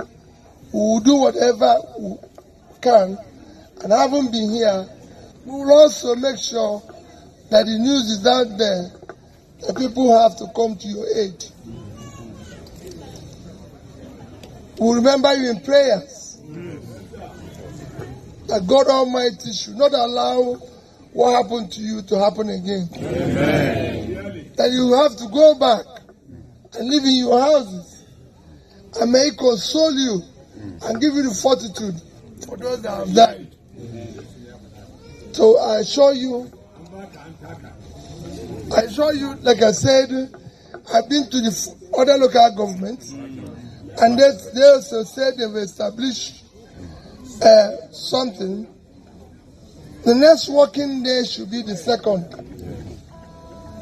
What I'm going to do in my own case is that I have to start my own support while I plead with the other people. I make sure in those 2 accounts I pay in at least 5 million naira each. And then I'll get other people to do the same thing. I'll get other people to do similar things so we can come to your aid. Thank you. There's no other way we can solve this. But I'm urging every Nigerian, well-meaning Nigerian, to come to your aid. Nigerians should not live in IDP camp. We'll continue to remember in prayers. God bless you. I mean, he's not your president, so you cannot ask him questions, you cannot blame him, you cannot say, oh, what would he have done differently, because you will never know. Nobody will ever know. If Atiku was your president, would it be different? You will never know. If Obi was your president, what will be different? You will never know. And because people believe that it will be different, and they are right, they believe that Tinubu will be a disaster, and they are right. And that is why you must hold on to your grudges. Are you with me? The one that they will tell you that if somebody die, they know they hold grudges with people who died. Old grudges. Oh, there's somebody who supported these criminals, those who gaslighted, and those who incited tribal hatred against the Igbos because of this APC, because of Tinubu. All of those who did all the horrible things, the likes of Femi Foni Kayode or Femi for Food Kayode, the likes of Bayo Nonuga, all of these people that incited the tribal, ethnic, religious hatred against the people, all because they want to bring you this calamity. They want to bring you this terrorism. They want to sustain this poverty, corruption. They cannot turn around and begin to tell you that you are a sore loser, and then you say, because they now die. Because they die now, they will now turn to saints. I don't talk bad about dead people. So if you know that you want people to say good things about you when you die, why don't you do good?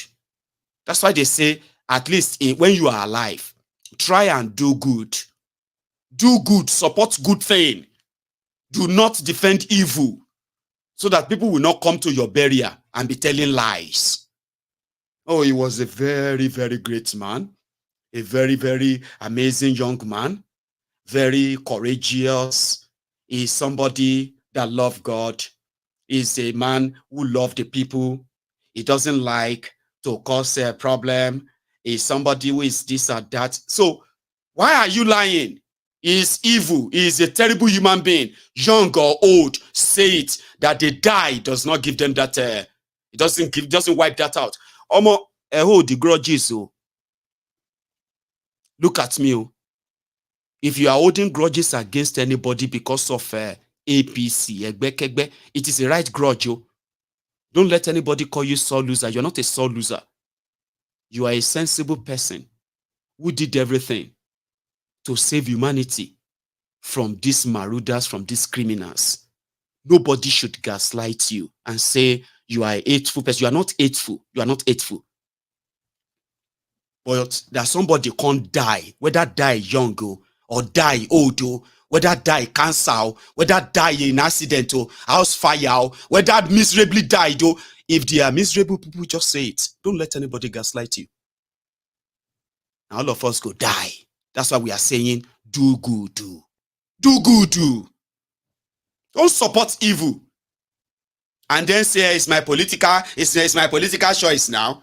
I mean, if I make decision, I have the right to make. You are making decisions that are destroying people's lives. That's what you're doing. There were people that supported Hitler, the Nazis, that when they realized what they did, they killed themselves. If some of you know what you have done, the lives you have destroyed for sustaining criminals like this, you don't even value your life, of course. So our cousin, you can't die now. They will come, they say, Maiyegun, don't talk bad about the dead people. You know he's dead now. God will judge. If God go judge you or no judge, does that one stop me from saying my mind? We watched young people who spread divisive rhetorics. They set people up. People got lynched. People got attacked. People got killed. So all of that you did, so you did all of that so that everybody can come and suffer like this. You did all of the things you did because of elections. You did them because it's your political choice so that everybody can end up like this.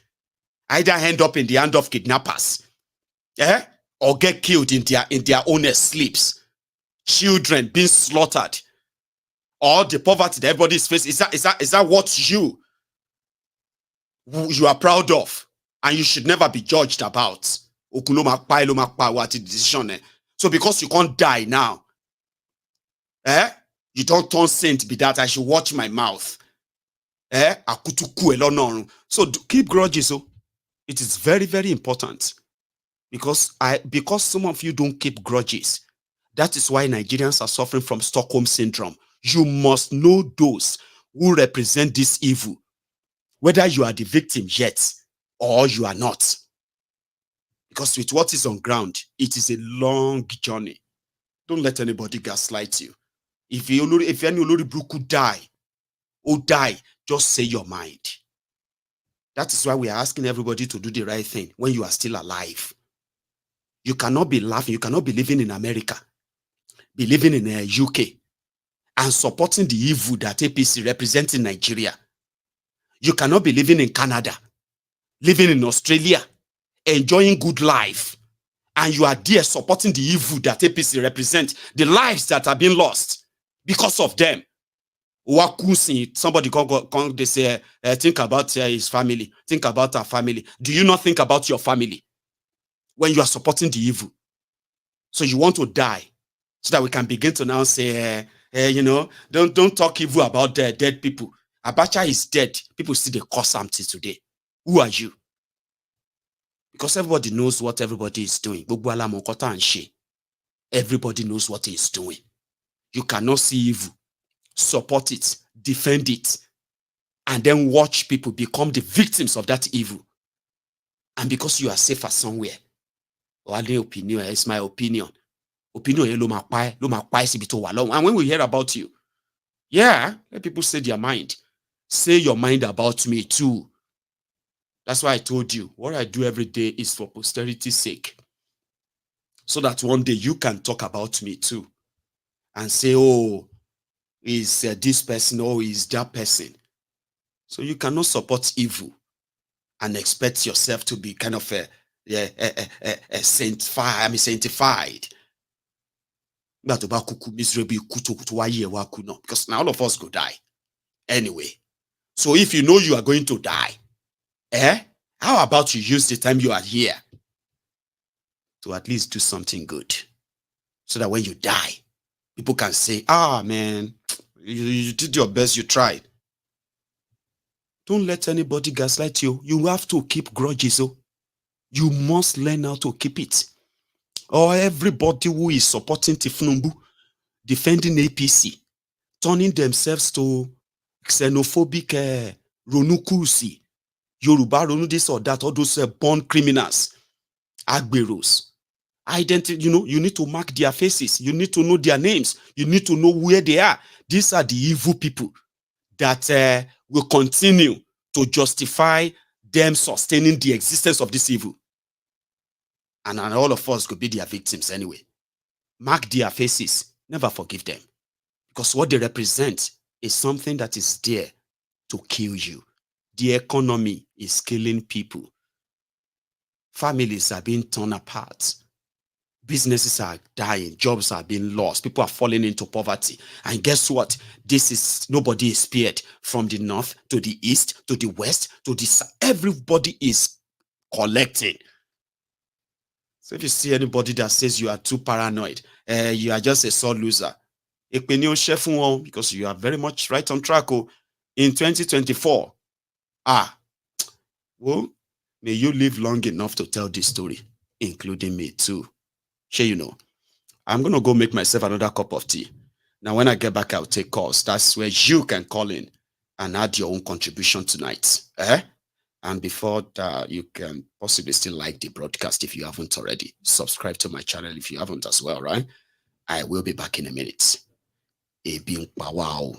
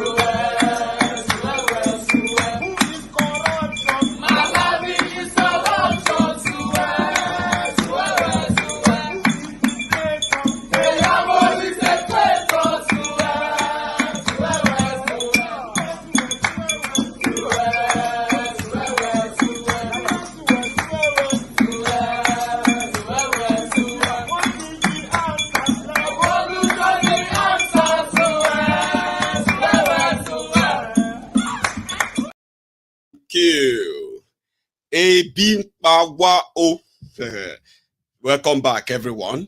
So the line is opened and I have my first caller on the line, by the way. Hello there. Hello, Maiyegun. Good evening. Good evening, ma. How are you? I'm good. Compliments of the season. Compliments, ma'am. Yeah.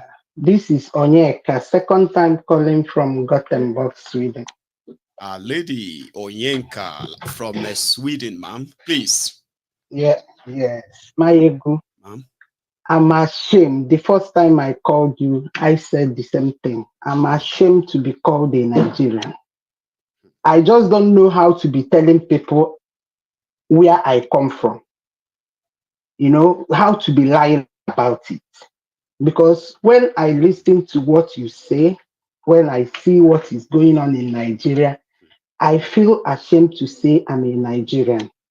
How can a president that is an illiterate be ruling over 200 million people? Some call themselves professors, some call themselves whatever, some call themselves intellectuals, but they have nothing to say to a fool who is ruling them. And I don't know what even their children think. That Tinubu of a man, what does his children think? They are not even ashamed. Because if it were to be my father, I should be ashamed to let him fool himself in public with his health condition, with his mentality, with his physical disability, and you are parading yourself all over the world. What is happening?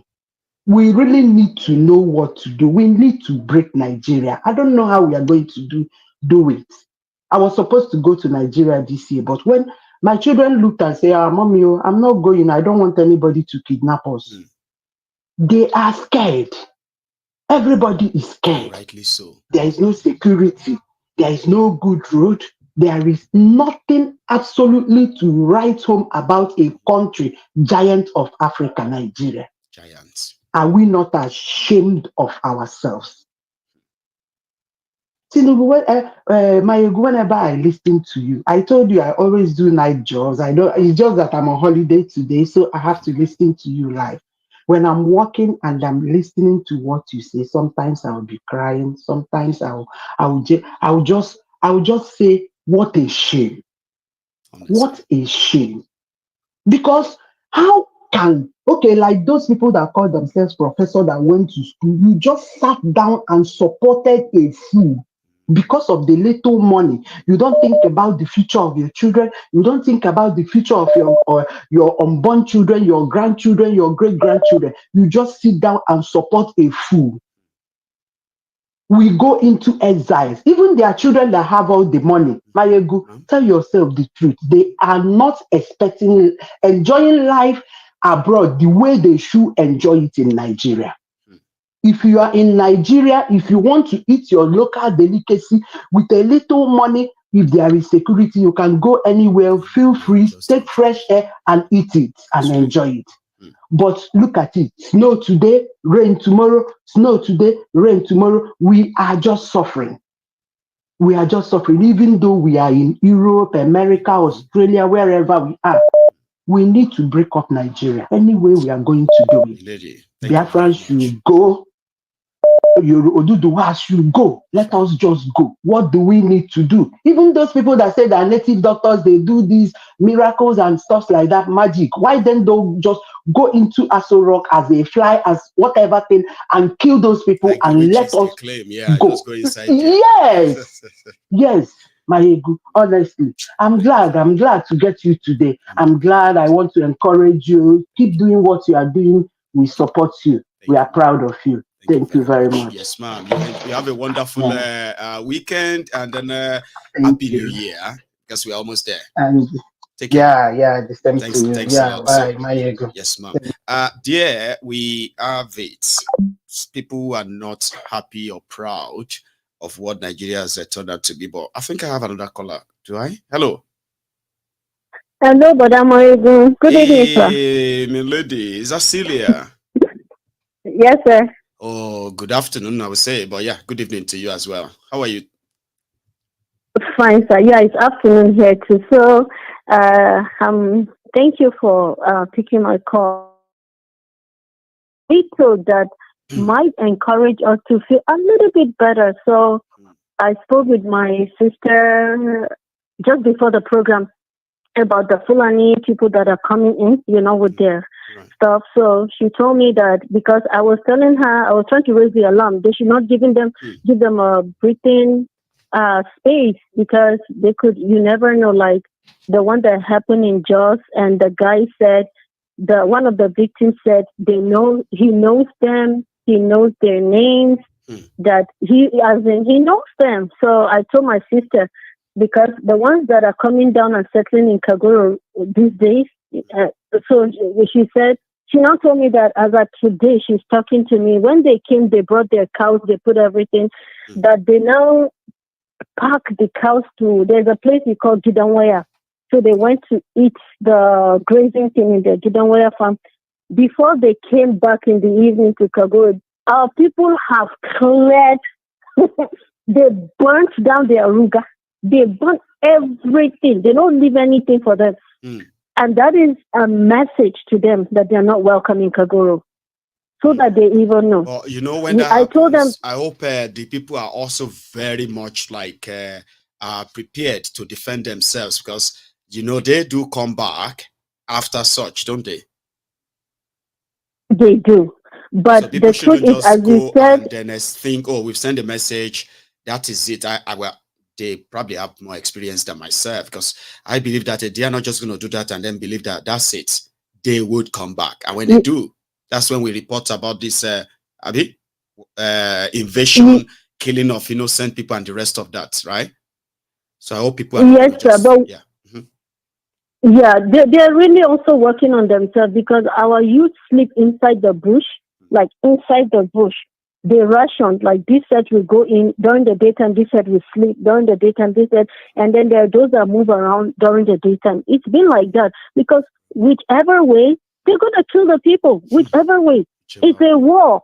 We have to fight it. Get your guns. Anybody, if I can, this is my desire that, like, one stupid politician, just target his house once he's there. Go kill him. Tomorrow, when the government hears this man is killed, another day after they hear that this other politician is killed, if they hear like 3 to 4 politicians are killed in different, I tell you, they'll start doing something. Because why I said this, when it happened in Abuja sometimes, but some months ago, when Boko Haram wanted to do something in Abuja, look at how everywhere was wasted, from the big churches to NHO, to everybody, the government, to everybody in Abuja, because that is where they are. See how within 24 hours they did something about it. So it's because we're not doing something to them. That's why they continue doing their thing. We have to fight it. It's a battle, it's a whatever. We have to just fight it. So that's just my little comment, and God help us and give us wisdom. Thank you very much. Yes, Celia is from the middle belt part of Nigeria. She's from the southern Kaduna, and she is a survivor of all of the genocide reported in that same part of Nigeria. So yes, Celia calling in from the US. I have another caller tonight. Hello there. Hello, hi, Maiyegun. Oh, Cha, somebody said it is ladies' night tonight. I was thinking, no, it's not. But it seems you are right. How are you tonight? It's ladies' night. It's ladies' night. Mine is a pretty quick one. I'm also happy that Celia called. Really, really happy because I listened to her the first time and I heard how passionate she was. But I also remember in 2001, I was in University of Jos when they did, we had one of those Muslim Fulani riots. There was a time they had the one, I think, Zago Kataf. That's one of the wars that happened too. Go on. No. That wasn't Zago Kataf. That was, I don't know, somebody mentioned it, September 11th. So it was around that same period when they started killing students in one of these lungus, yeah. And then it was just a scary time for us, for me in particular, because I'd never been outside of Lagos. So University of Jos was my first time being outside of Lagos, and it was so scary because I didn't know what to do. But anyway, the story is not about me as a student during the first time that they came in and they killed people. It was my introduction to Plateau people and their women and their resistance, because they were the ones that saved us. In fact, they were the ones that saved Jos, right? Because they fought and they fought back and they killed those Fulani headsmen, because there were still Fulani headsmen there. So I was thinking about, so I was very happy that Celia said what she said, because a lot of people assume that middle belters are quiet, that they don't fight back. But they do fight back. They've always been fighting. And when they fight back, they've always been fighting back. And when they fight back, it is bloody. Okay? And I was talking to someone, and I was saying to myself, to them, that these people feel too confident. And I feel that they have made a tactical error in what they did in Mangu local government. In going there, killing in the manner that they killed, right? Because it was really brutal. I've heard about the photos, I haven't seen, and I don't want to see. They were really confident in killing people the way they killed people, in killing children the way they killed children, whether that was to terrorize the people there, to make them feel fear so that they'd never come back. But I think that was a tactical error. Because when the middle belt decide to take up arms and kill, I personally feel that they will kill terribly. It will be bloody. And it is going to happen because a lot of people are angry, right? A lot of people are angry. And I was thinking that this, just correct me if I'm wrong, this Sokoto Caliphate is pretty recent, isn't it? It is. There's nothing called Sokoto Caliphate until 1803. So recent, just about 217 years ago. That's when it got created. Okay. So if the Sokoto, I don't know who or what he calls himself, he's the descendant of Usman Danfodio, right? Yes. Right? Yes, he is. Expected. Okay. So the mistake they made was that they left him the ability to have progeny. This time around, they will not make that same mistake again.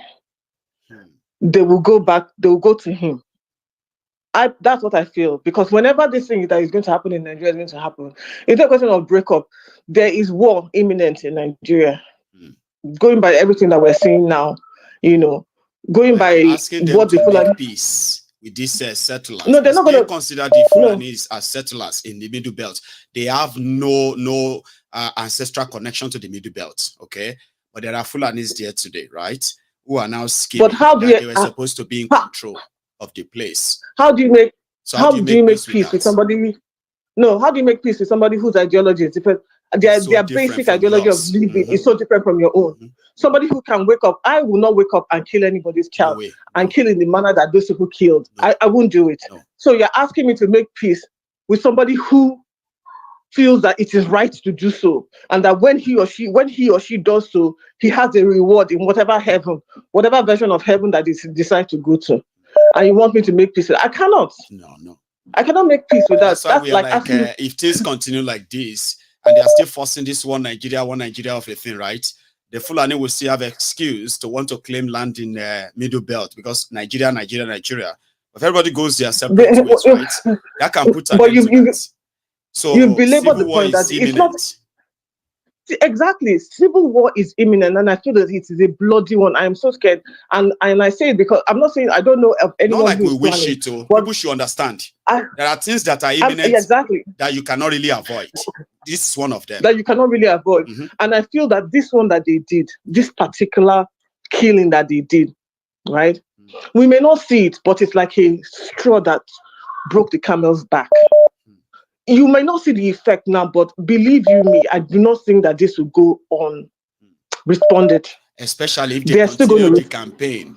Like, for example, let's say as we are talking now, another news break, and they said they have killed another 400 people in Benue, or they have attacked so people in Taraba, or they've killed others here and there.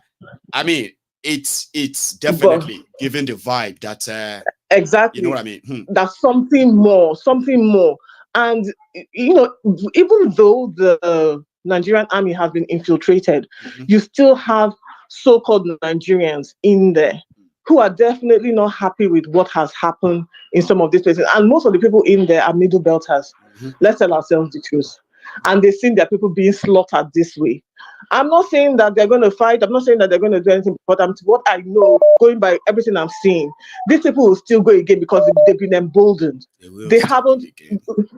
Nobody has called anybody. Nobody has said, "Oh, we're looking for anybody." They're asking people to make peace, right?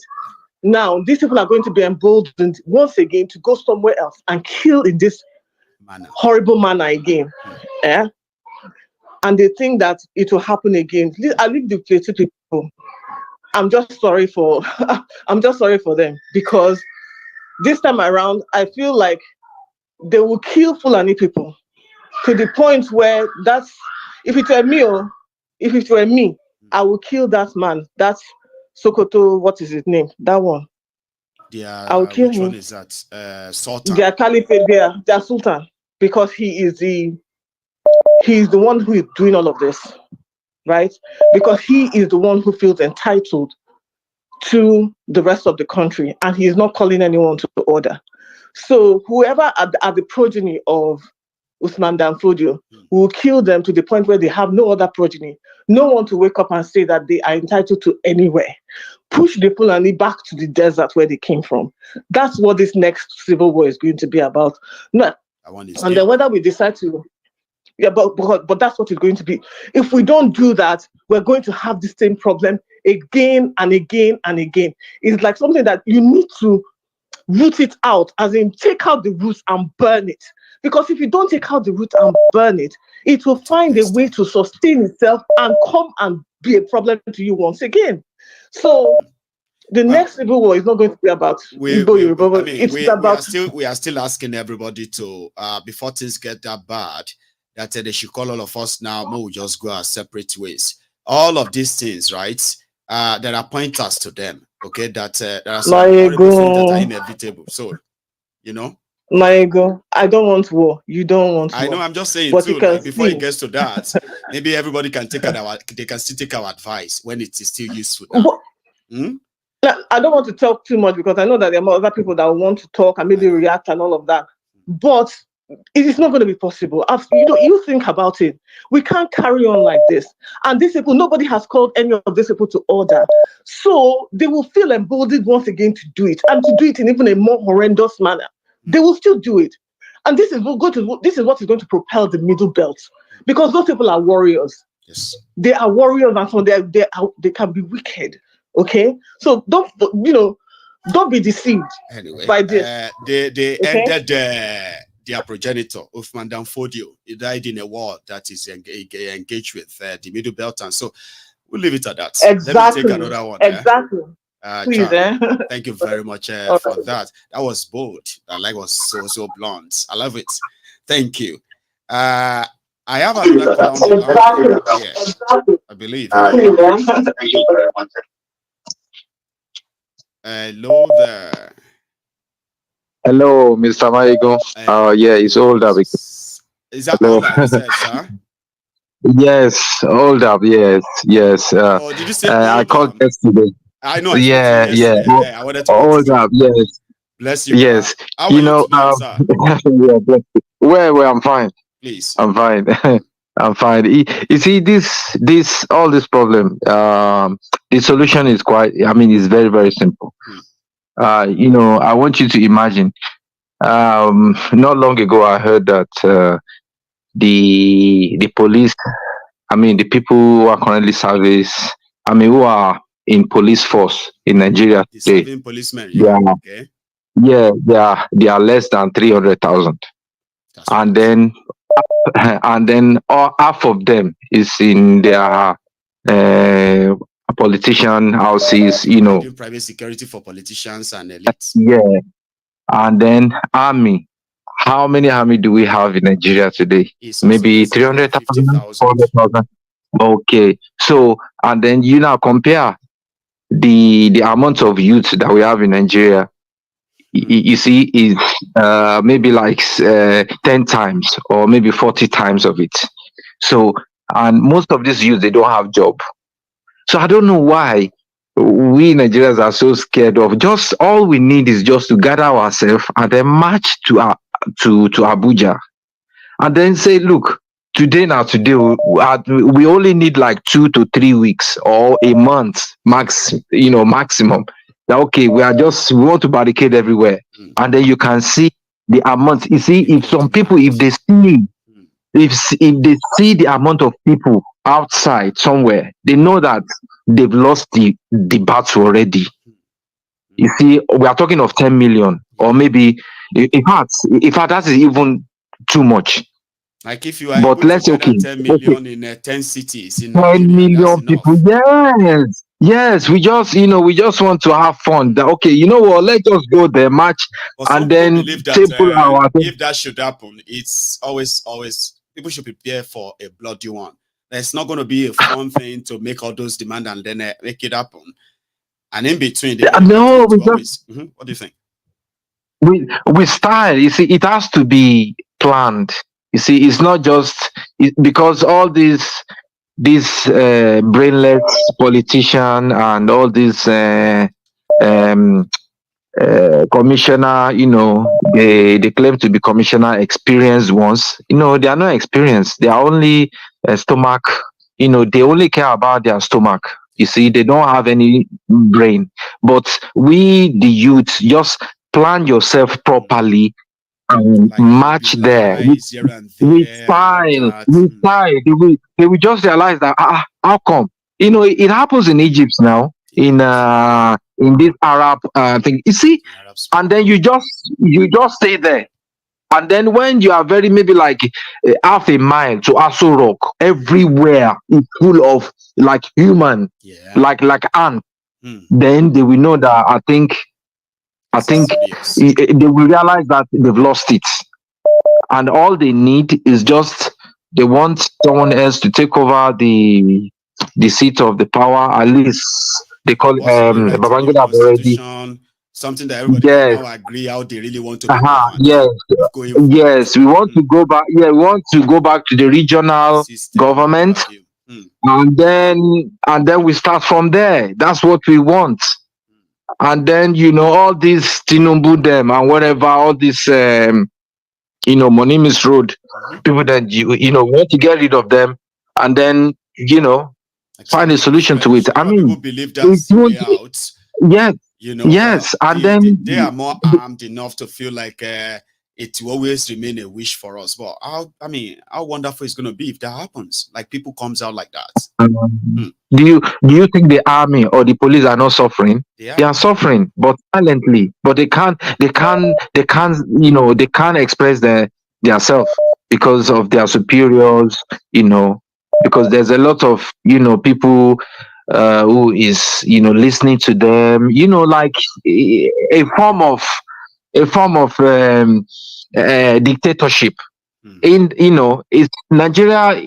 We are in the government are dictating for us at the moment, but we don't know that. It just all this facade of politics or whatever. It is not. It is. They are just they're like playing with our lives, playing with our future, making us look confused, even stupid, like maybe we are paranoid and making us confused. Yes, and then we are and then I hope one day we will we will be able to read in between the lines. Yeah, but it can't be fine. We need to mobilize. That is what it needs. A peaceful mobilization where, Shawore have always said it, you see, and that's, look, if you see people, if you see like, come on, even the soldiers, they will be taking off their clothes that, okay, we join you guys. Okay, no worries. We know that we've lost it now because there's no way they can overcome those. How many do you want to kill? How many? Even most of their guns that they are carrying is rusted. But they are just taking it around as if just to scare people off. Nigeria doesn't have money. They are look at the amount of security in an economy where they borrow money, they are living like kings. Yeah, that is the old states. I would say the old state security apparatus or whatever, for just one person. And even at that, if people are already in that place, that with that amount of security, they will overcome them. I mean, people will die, but they will overcome them. Trust me, they will overcome them. But because we are too scared. We are too scared, but fortunately, it is what it is. But I know one day you have dropped something tonight that you might not know how many people actually grasp that and wishes the same thing and can't wait when that time comes too. Right? Hold on. Thank you very much. Let me thank you. Yeah. God bless all right then. Okay, sir. Nice good night, sir. Yeah. So thanks a lot, everyone. If you are still here with us, remember, you need to sort of show that you are here. Okay, we're over 2,000 earlier on YouTube. Some of us have sort of dropped out, and then but before you leave, you need to like the broadcast. In other words, you need to pay your offer. There's another one that you can play. I have another caller. Hello there. Maiyegun General. How are you, Baba? Scott Losel last to Canada. Hey, Scott Baba. See, I was actually thinking that was a UK number earlier, but it's like, oh no. How are you, Baba? Well, I'm doing very well. It's great. Yeah, the the Plateau State issue is a very special. It's a very special issue.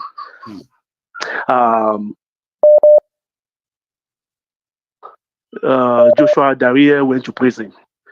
If you remember Joshua Darie case, it was one of the reasons because the killing at that time, because I was in Jos too, and the usual practice is Christian and Muslim. We call it Christian and Muslim fight.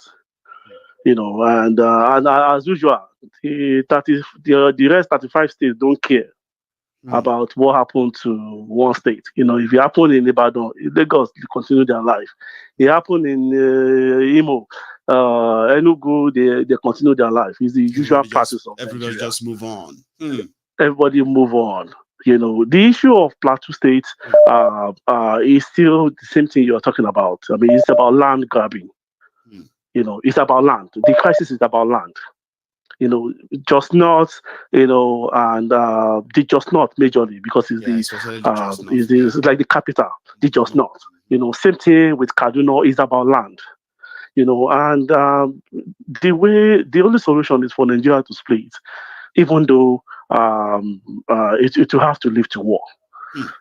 Because the elite in these states are also part of the problem. In Plateau State, in Imo State, in Ondo State, the elites they are part of the problem, and they don't really want everything to stop because it's the issue is just too much.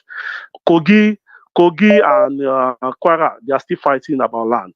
Lagos and Ogun, they are still fighting about land around the Ikorodu west side. So there's just issues everywhere. That is, I don't know how this whole thing will be resolved. Nigeria has 524 languages. 524 languages. With over 224 million right now. Estimated to be like 230 million by 2030. So, and the journey to recovery, we've not even started right now. I mean, it all starts because from, we can tell that the clash of identities, right? The people that believes that they are indigenous to this place and others are settlers. Somehow the settlers feels like, how could you call us as settlers when we have actually been part of this? So the clash of identity, clash of culture, clash of civilization and all of that. Baba, if anybody says they don't know, we don't know how to get out of this, it's because we are so scared to accept the only way out. The only way out is to let everybody carry their identity. Let's have our own space. And then we will have peace, I believe. But a lot of people are scared to accept that solution. Imagine somebody going to Ijebu now. And saying, you people that you are speaking, Ijebu is the general language. I mean, the accent, is like the general, language. Same thing in the north. Outside is the general language. Even though Mangu, Panshin, Ampere, Barikiladi, Bokos, they all have different languages, different tribes. But the general language is Hausa. So, and this you can't blame them too because there were no history. The general language is Hausa, and now it started with all the Christian Muslim fight. I mean, I was in Jos about 3 years. 3 years back to back. The state government cancelled New Year Eve. I'm sure the state government will cancel New Year Eve again this year. So. And it's just a national problem that, but we have a choice. It's either we let the killings continue, or the people voice out. And there is democracy. The people owns the power. The narrative is government owns the power. No, the citizens own the power. Government owns all the land.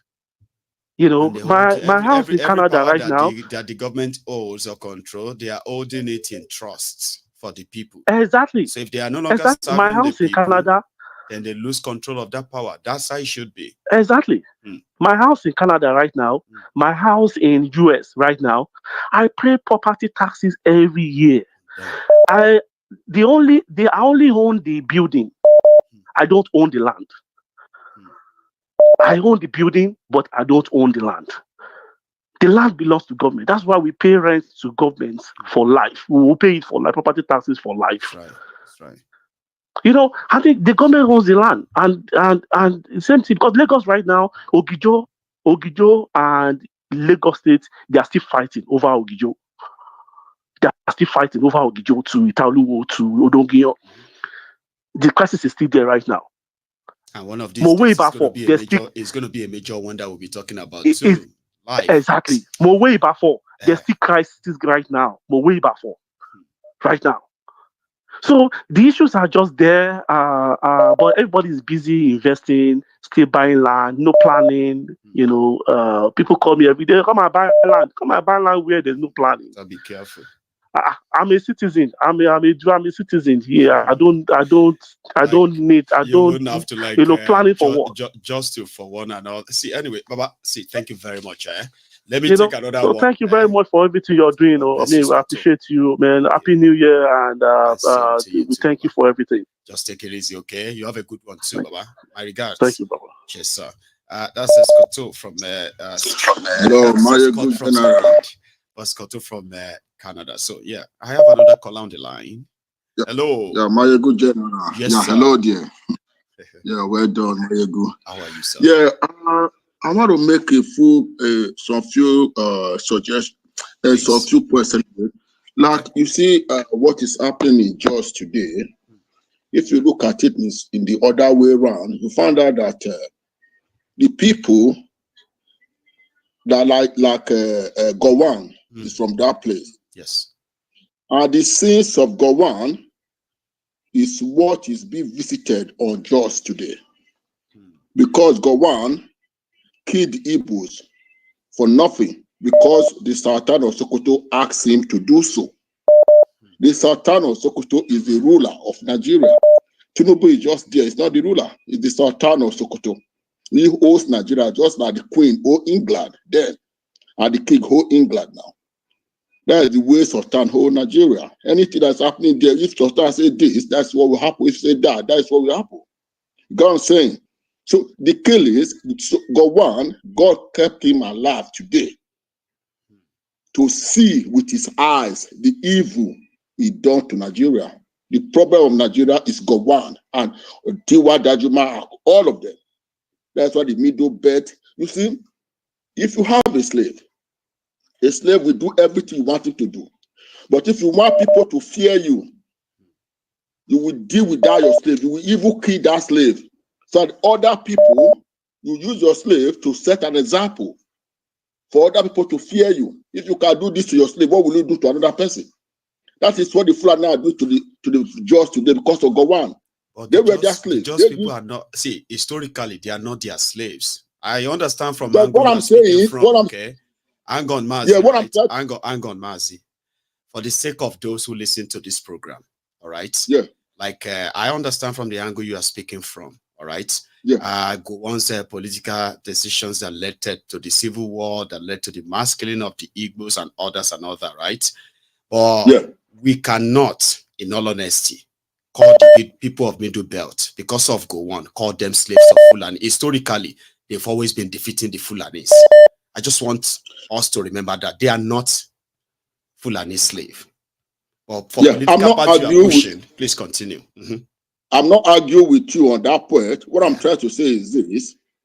You see, when Gowon was fighting, he fought for the Fulani in favor of the Fulani.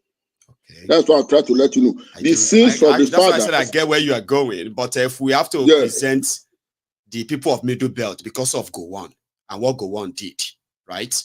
If we have to present the people of Middle Belt, right, as the the slave of Fulani, that would not be correct. That's what I want you to know.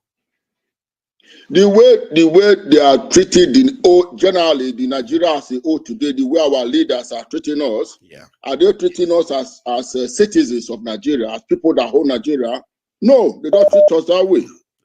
That's the point I'm trying to make. Not the, I'm speaking in a, you know, if you are speaking in a, how do you put this word in English? Like parable also, right? Yeah, let's say parable, or you are speaking, yeah, let's use that word parable. I'm just using that kind of word, but not necessarily they are slave. Right. Okay. You Okay. know what I'm saying? We'll flow with that. So that's what I'm saying. Yeah, continue. So, but what will happen is this. The middle bed people need to stand their ground. Yes. Need to fight this for head to head. Because, like someone was saying, how many are they? If the Fulani are coming to just probably where they are coming, they may be 100 or 200, 300. The people in that community are more than these numbers. Yeah. Why can't they start that ground and fight? They take the gun from them. Before they kill 1, 2, 3 people, you've taken gun from them and killed them as well. They are running, sleeping on the floor, shouting. This is not how to. People need to sacrifice their life to get what you want. That is the sacrifice we are failed to sacrifice. That's why Nigerians are suffering today. It's unfortunate. Until we pay this sacrifice, we continue to suffer. You understand what I'm trying to say? I get you 100%. Maazi, there's something I want to sort of quickly put, forward as well. Do you understand? Is that, you know, there's something we try, haven't realized that, you know, this Fulani agenda, which is real, in all honesty, is real.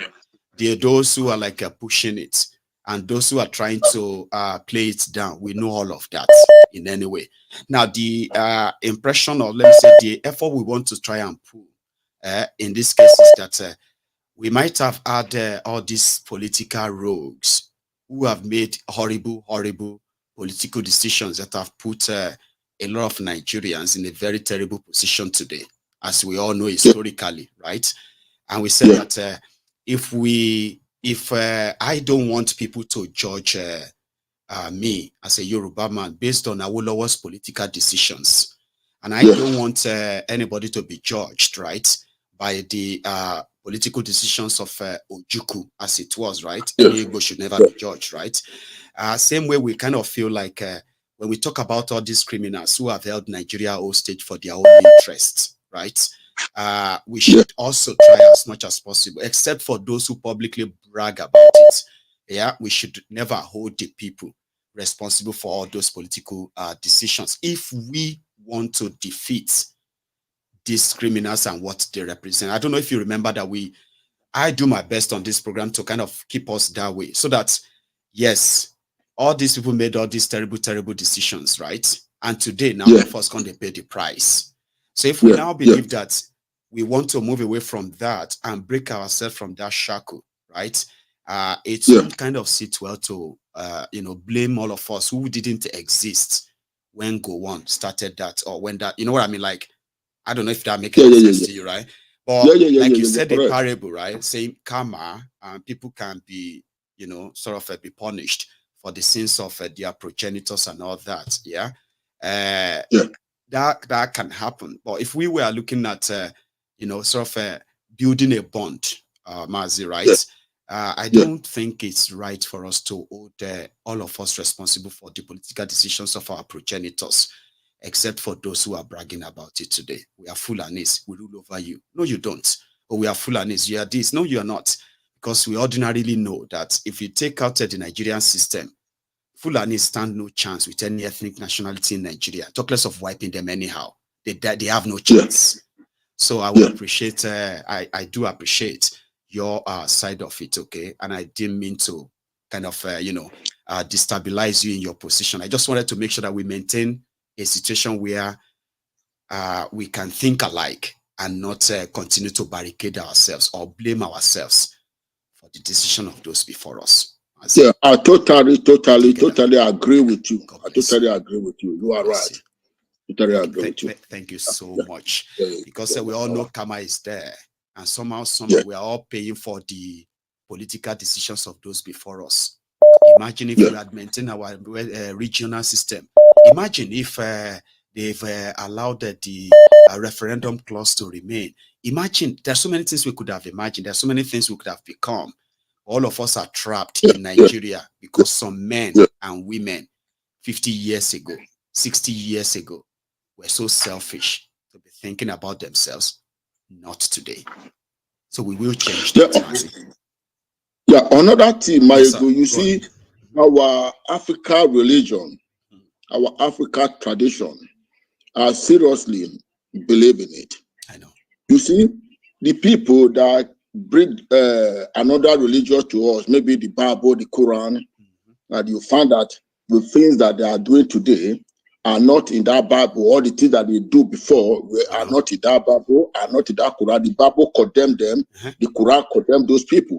You owe people for slavery, you kill people, you do all these things, you suffer people at the present days.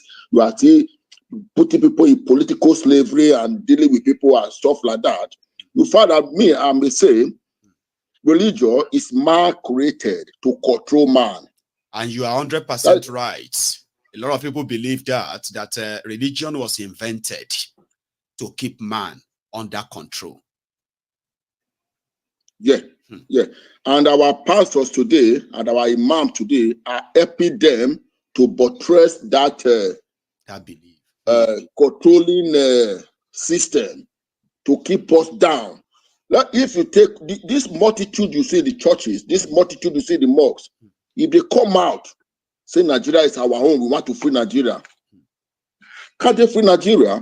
But the preachers are calming them down. Oh, claim it, it's your turn, claim it. This kind of claiming, making people to pop low, they don't want to fight. I be now, if they tell you say 2023 now your year, people come say let's go and protest, would you follow them? No. You won't. No. That's where the religion manipulation is. If somebody tell you that 2024 is going to be your year of breakthrough, about everybody's eyes are saying shege. So it's just 2024 will come now. We say, oh yeah, let us go and fight for our rights, protest. They won't go. And that's why we must make sure that we continue to explain to people that God will not do what he has enabled man to do. He is not going to save you from these people if you don't save yourself. And we never stop talking about that. Yeah. Thank you so much. Thank you, Maiyegun. God bless you. Thanks a lot. You have a wonderful evening, sir. That's a very, very interesting conversation. Listen, I do know. See, I am not ignorant of our differences. You know why MaiyegunsDiary Politico is MaiyegunsDiary Politico? It's the fact that everybody will know the role you are playing in what Nigeria is today. When we talk about people being, divisive rhetorics and so many other things that kept people divided in Nigeria, a lot of us know them. But what I do on MaiyegunsDiary Politico is that, listen, if we can pay attention very well, the situation we found ourselves today as Nigeria, right, did not start today. The hatred, the killings, the political divisions, and so many other things, devices that you see today, they did not start today. So on MaiyegunsDiary Politico, you will have a privilege of understanding the role everybody plays in the past and in the present. Okay? Even you who are currently living in the present, I will make you realize the role you are playing, either enabling what is going on or your effort in ensuring that what is happening stops happening. So because of this, on MaiyegunsDiary Politico, having been very honest and then sincere in presenting the happenings, right, we were able to discover that the criminals who destroyed Nigeria to this day, they cut across every tribe, ethnic, every region, and every religion. So in this case, we got to begin to understand how to then deal with them without us involving or attaching ourselves to them. It starts from when you learn history. As we say, the first thing you must try to avoid is to become the prisoner of that history. You should never inherit any other people's enemy. You can learn from that to caution and be very careful in what you get yourselves involved in. Possibly not do what they did that brought us here. Okay, so they want us divided. They are so popular rhetorics and all that. On MaiyegunsDiary Politico, you can have clarity. clarity like, oh, Nigeria is messed up. Who are those responsible? Am I one of them? Are my progenitors one of them? What is my present role in the present situation of, am I contributing to the division? Or I am doing my best for everyone, for everyone to understand what we are up against and the people we are up against. So if we can agree that we are all victims of all this misrule and terrible leadership, their decisions created poverty. Their decisions, their political decisions led to war. It's not even war, it's a genocide. Ethnic cleansing of the Igbos. The division, their political decisions or disagreements led to what you have today, where even murderous group called the Fulani groups continue to claim the right to kill, except they get what they want. Political decisions of those in the past. So if all of us want to be out of the logjam, we won't inherit their enemies. We will not inherit their enmities. We are going to learn from all the mistakes they made. Part of the mistakes they make, personally, I know that those who wanted Nigeria to remain one country for God knows why, except for their own possibly personal view and then probably vision. So if all of us who are the descendants of those who brought Nigeria to this place, you and I didn't create ourselves, by the way, and you and I did not make ourselves Nigerians. We were brought into this contraption, right? And to sustain the contraption, they would love you and I to hate ourselves. Like, that's just me. Just hate me. I'm a Yoruba man. Oh, I'm a Middle Beltan. Oh, because I'm a Middle Beltan. Remember the Middle Beltans who slaughtered the Igbos? The Igbos that are trying to run away from the murderous Sharia North? Oh, yeah, your ancestors killed our ancestors. I hate you for that. If I have a chance, I want to kill you. That is you inheriting other people's enemies. It won't help you. It just further nourishes the fraudulent existence called Nigeria, because, yeah, Nigeria exists based on the innocent blood, all of our blood. But, you know, when we kind of finally agree and begin to say, you know what, I don't want to sort of impose, okay? Like, you are Tifis, you are Beroms, you are Jukuns, you are this, you are Middle Beltans, right? Great. You could kind of be your own country in a way that I can be in my own country, my own space, respect all I believe and all I kind of own, right? So when people, we the descendants of those generations, begin to talk to ourselves like, listen, instead of us hating or rivaling and all of that, we don't even want to be together. Why would our own parents, why did our progenitors actually agree to still be together? So instead of hating ourselves, we can actually understand ourselves and indeed mutually possibly agree to go our separate ways without having to kill ourselves, as everyone is saying. So that's what I do on MaiyegunsDiary Politico. I want you to see the problem. I want you to see Nigeria for what Nigeria is, not what they tell you as that Nigeria is. I want you to see Nigeria for what Nigeria is. An unreal place, a zobo they sold to us that doesn't represent anything of any value, of anything that any of us can really say, this is what makes us Nigerian. Now, but when you now understand it better, you begin to understand why it shouldn't exist, right? You begin to understand the concept of self-rule and self-determination. Then you understand the reason why nobody should deceive you to pick up arms and kill other people because they want their own country. You want a generation to understand that you are not going to go and join any army to kill other people because they want their country. Now you understand why they do. In fact, you want yours too. That is what MaiyegunsDiary Politico is all about. Understanding this and understanding that you don't really have to inherit other people's enemies. We're all going to die anyway, right? But somehow we all have a dream. We do have dreams, right? But when it comes to Nigeria, there's nothing called Nigerian dream. It's all mirage. But if enough people don't understand it, yes, the owners of Nigeria will continue to put uniform on so many people. Hausas, Yorubas, Fulanis, Igbos, Ijos, and the rest. They will be putting uniforms on them, giving them guns to come after you just for trying to exist. Do you understand? That's why I'm trying to saying, listen, I understand everybody's difference. I know we can all talk dirty. We can all talk bullshit. We can say a lot of things based on what we heard about ourselves. But at the end of the day, we are not doing ourselves any favor. We are just helping them to maintain the status quo, stay divided, stay hateful to yourselves. Do not tolerate yourself. Do not even have to talk to yourself.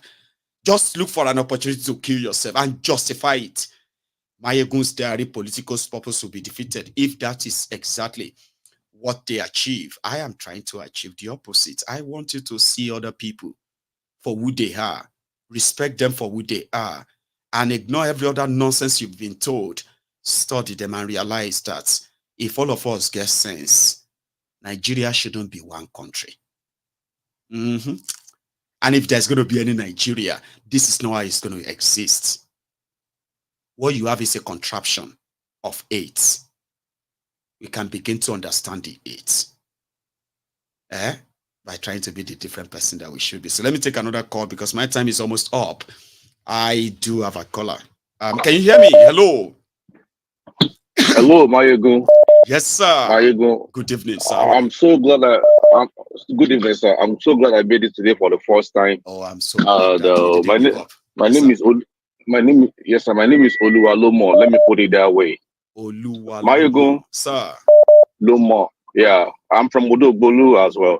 Maiyegun, I am I'm very, very upset. I'm very, very upset about Nigeria. And not just these fools calling themselves leaders. It's the enablers. That is my problem. Maiyegun, I have a friend that lost his 1-year-old baby because the oxygen went out in Lagos hospital.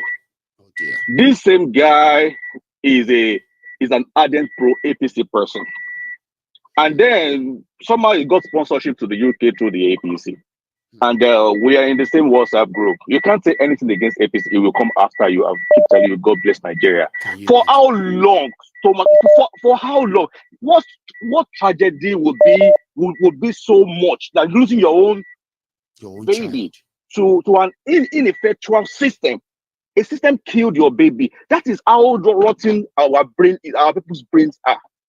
What more tragedy as a family, you know? So I am really, really angry. When I call these people, like, hey, these Fulani people, they have an agenda. Yes. Take it or take it. Like it or like it. They are not backing down. They can wait. The middle Beltons, they'll be like a shield with the South. They are coming to the South. They are coming to your land. They are coming after you. If you don't know history, go and learn history. If you don't know history, you are half educated. They are coming after you. And we have to keep talking. I will not back down. No. So far that you have your whatever he calls himself, he put a whole Omoluabi under the boss.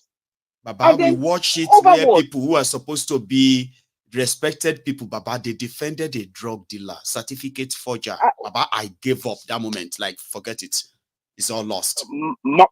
Maiyegun, I don't know, but we must not keep quiet. I am so happy for people like you. I bless God for people like you, and we are not backing down. No. I told that idiot that we would keep talking. If you don't, so that one could come die. They will come say, you need to respect the dead. So they want you to lie where that person is. And somebody you lost your own child to an ineffective system, right? Then you escape from Nigeria into a system that is so far different from where you are coming from. And right there from there, you are encouraging that barbaric system to continue to kill other people's children, right? Somebody who should be angrier even than me. And then you want me to kind of begin to speak nice at your burial, mad lie that you are a great person, a lovely person. Really? I mean, and these people will come after you. But we are not backing down. No. For I become a nuisance to them. You need to keep grudges, Baba. You hear the program from the start. I said, see, all of you who genuinely rejected Tinubu in order to avoid a time like this, that they are telling you to move on, or you are a sore loser, it's because of OB and all of that stuff. Do not agree with anybody. Do not back down. Your right to hold grudges is legit. A lot of you wanted to avoid this, but now you are in it. It's happening to you. Somebody is saying you are a sore loser. Or what do you think, Baba? And again, for this opportunity, I want to address some set of people. Yes, sir. And those are the Igbo brothers. My Igbo brothers, please, any Igbo you see, they follow one Nigeria. That person. I can't imagine myself election, if I were an Igbo person, I mean, I'm not in Nigeria. If I were an Igbo person in Lagos and I witnessed that, and I still follow one Nigeria, then something is, I'm a mad person. Something is wrong with you. Exactly. Some idiots are still investing in Lagos. Are you stupid? By yourself. Do you know what the Israelites said? So tomorrow they will come here. They Egypt? want us to say, "Oh, this is so bad. Why are you doing this?" So I understand that a lot of people don't just want to accept the fact that this Nigeria is not for you. Okay, but when you become victim, who do you cry to? What do you want us to do then? They don't want you. Let us speak in one voice. Please call your brothers to order. These people don't want you. If I'm a Yoruba man, if I were Igbo in Lagos, I even look like an Igbo person. Some people will give. They will so give you me are the type that they will say you don't look Yoruba enough. Look, see? Look at me. Maiyegun tell them. Please tell them. For that, I look like an Igbo. I don't feel safe in Lagos anymore. No, you don't. And you are not. Let them know. In Lagos anymore. Can't you just see? Are you guys blind? What's happening to you? I will see them on social media. Nigeria, my country. Where's your country? Me, I dey vex. So I dey para, but I don't want to go that route. I met one guy in Dallas, an Igbo man from Oklahoma. He was telling me he was preaching one Nigeria to me. We spoke for like 1 hour. When they preach one Nigeria to me, sorry at Daruni. Like Shonoma. Guy, he lived in the Igbo guy like preaching that. one Nigeria to you. Igbo guy, don't preach me. I was like, God, please just excuse me. I don't pay me more. Don't even call me. He wanted to convince me. If I were a fellow Igbo, I will fight on that day. But Yoruba me, come on, Igbo and Yoruba fight. There are people like that. There are people like that. You see, they actually think they are slick. Baba. They feel like they are being patriotic. Or more, who are you deceiving? Yourself or yourself? Let them go and read this shit. Yakubu go on. Patriotic Nigerians from abroad. You are seeing all this like Yakubu go on. New Plateau say shame on you, sir. Shame on you. You are talking about Yakubu go on. What about Babangida and Abdul Salami in Niger? Shame on Yakubu. Omo Plateau ni Yakubu na. Shebo lo ti defeat àwọn police war. Ojú ayé ni na. Wọ́n ní ká pé láyé ká má yere wa mu kan ni. Ó pé láyé ojú ayé de. See your people. I saw those children. Anybody God bless Nigeria. I hear any on either. If you are a G, you're saying God bless Nigeria, you are going to where? You are going to where? All of my disgrace here at the ministry. If you saw those they drive me, they concentrate more. I have friends that work in the north. They tell me they have an agenda. Oh, I just mentioned my name. Sorry. They have an agenda. Yeah, they have an agenda. It is they've been killing it just for a long time. A lot of these things do not make the news. Anytime those people want to fight back, then you see military declare curfew immediately. How you declare curfew? So who is deceiving you? Take too much time. I don't want to take too much time because of people. Very much. Let me just say a quick shout out. The African Wahala. I don't know who you are. I love you. Thank you so much, African Wahala. Osita. Prince the Jeje man and all those guys that are still holding alongside with Maiyegun. I know we'll get there someday. We'll not keep quiet, so we'll not keep quiet at the vet.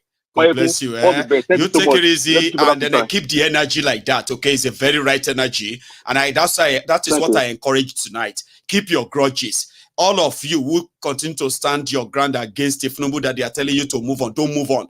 Stay there. Never. Drag them and continue to put the energy because they want you to forget. They want you to normalize it. They want you to kind of feel like it's okay to live in an utopia called Nigeria. Brother, take it easy, okay? You have a good one, sir.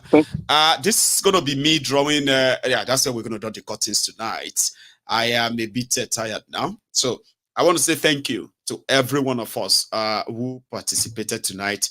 My new members, my new subscribers, my super chatters, and everybody who has been like always sharing. Thank you. To those of you who pay your tithes every now and then before you are told, bless you. And if you haven't really liked the broadcast, by the way, please do before you go.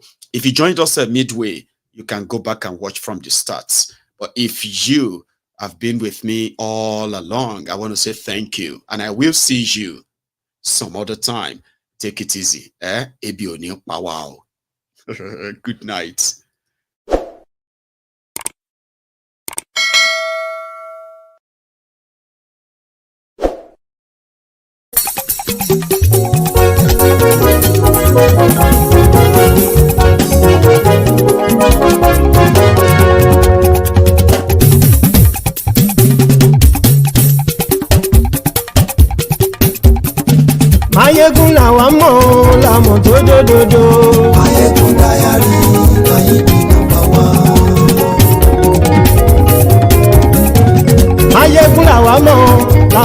dòdòdò.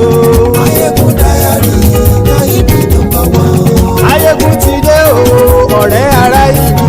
Maiyegun Diary, na him be number one. Lórí Facebook, lórí YouTube. Maiyegun Diary, na him be number one. Gbogbo bó ṣe ń lọ ni Maiyegun já wa sí. Maiyegun Diary, na him be number one. Àṣírí ọ̀jẹ̀lú kì í bò níbẹ̀ o. Maiyegun Diary, na him be number one. Bó bá ṣe eré, àní Maiyegun máa wí. Maiyegun Diary, na him be number one. Ó sì tún ṣe eré, wàá gbọ́ níbẹ̀ o. Maiyegun Diary, na him be number one. Maiyegun Diary, Diary Politico. Maiyegun Diary, na him be number one. Godfatherism, kò sí lọ́rọ̀ Maiyegun. Maiyegun Diary, na him be number one. Ẹ farabalẹ̀ sẹ́ o, kẹgọ́rọ̀ lẹ́nu o. Maiyegun Diary, na him be number one. Àní Maiyegun làwa mọ̀ tó dòdòdò. Maiyegun Diary, na him be number one.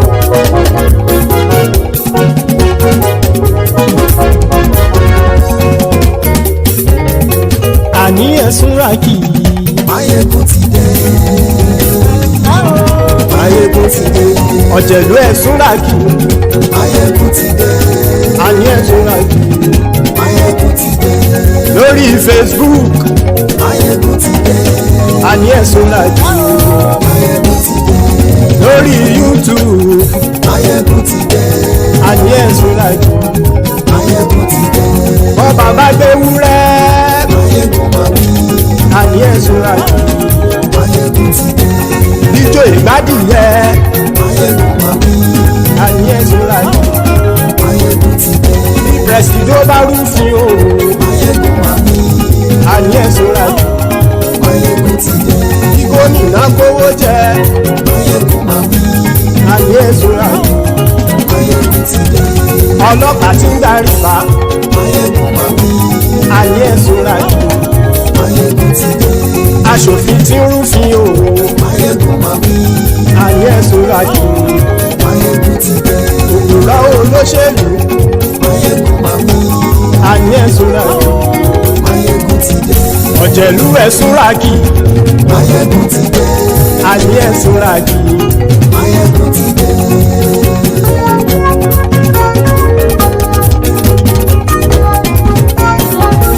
Maiyegun ti dé. Gbogbo ọ̀jẹ̀lú ẹ̀sùn ràkì. Maiyegun ti dé. Gbogbo ọ̀jẹ̀lú ẹ̀sùn ràkì. Ṣùgbọ́n ní bá ti ṣe èyí tó yẹ kí wọ́n ṣe, ọmọ bá dèrò ní fi wọ́n níran o. Maiyegun ti dé. Gbogbo ọ̀jẹ̀lú ẹ̀sùn ràkì. Maiyegun ti dé. Gbogbo ọ̀jẹ̀lú ẹ̀sùn ràkì.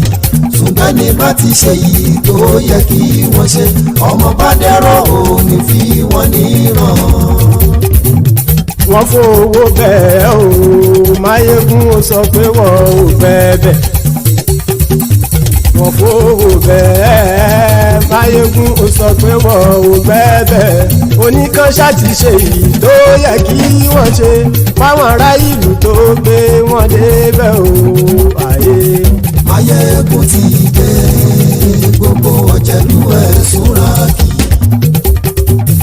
Maiyegun ti dé. Gbogbo ọ̀jẹ̀lú ẹ̀sùn ràkì. Ṣùgbọ́n ní bá ti ṣe yìí tó yẹ kí wọ́n ṣe, ọmọ bá dẹ́rọ̀ òní fi wọ́n níran. Kì máa yí ṣe eré, ọ̀rọ̀ yìí kì í ṣe ẹ̀fẹ̀. Kì máa yí ṣe eré, ọ̀rọ̀ yìí kì í ṣe ẹ̀fẹ̀. Ẹni bá ti lè lẹ́bọ̀ lẹ́rù o, ọmọ bá dèrò kàṣàyè tú wọn síta. Maiyegun ti dé. Gbogbo ọ̀jẹ̀lú ẹ̀sùn ràkì. Maiyegun ti dé. Gbogbo ọ̀jẹ̀lú ẹ̀sùn ràkì. Ṣùgbọ́n ní bá ti ṣe yìí tó yẹ kí wọ́n ṣe, ọmọ bá dẹ́rọ̀ òní fi wọ́n níran.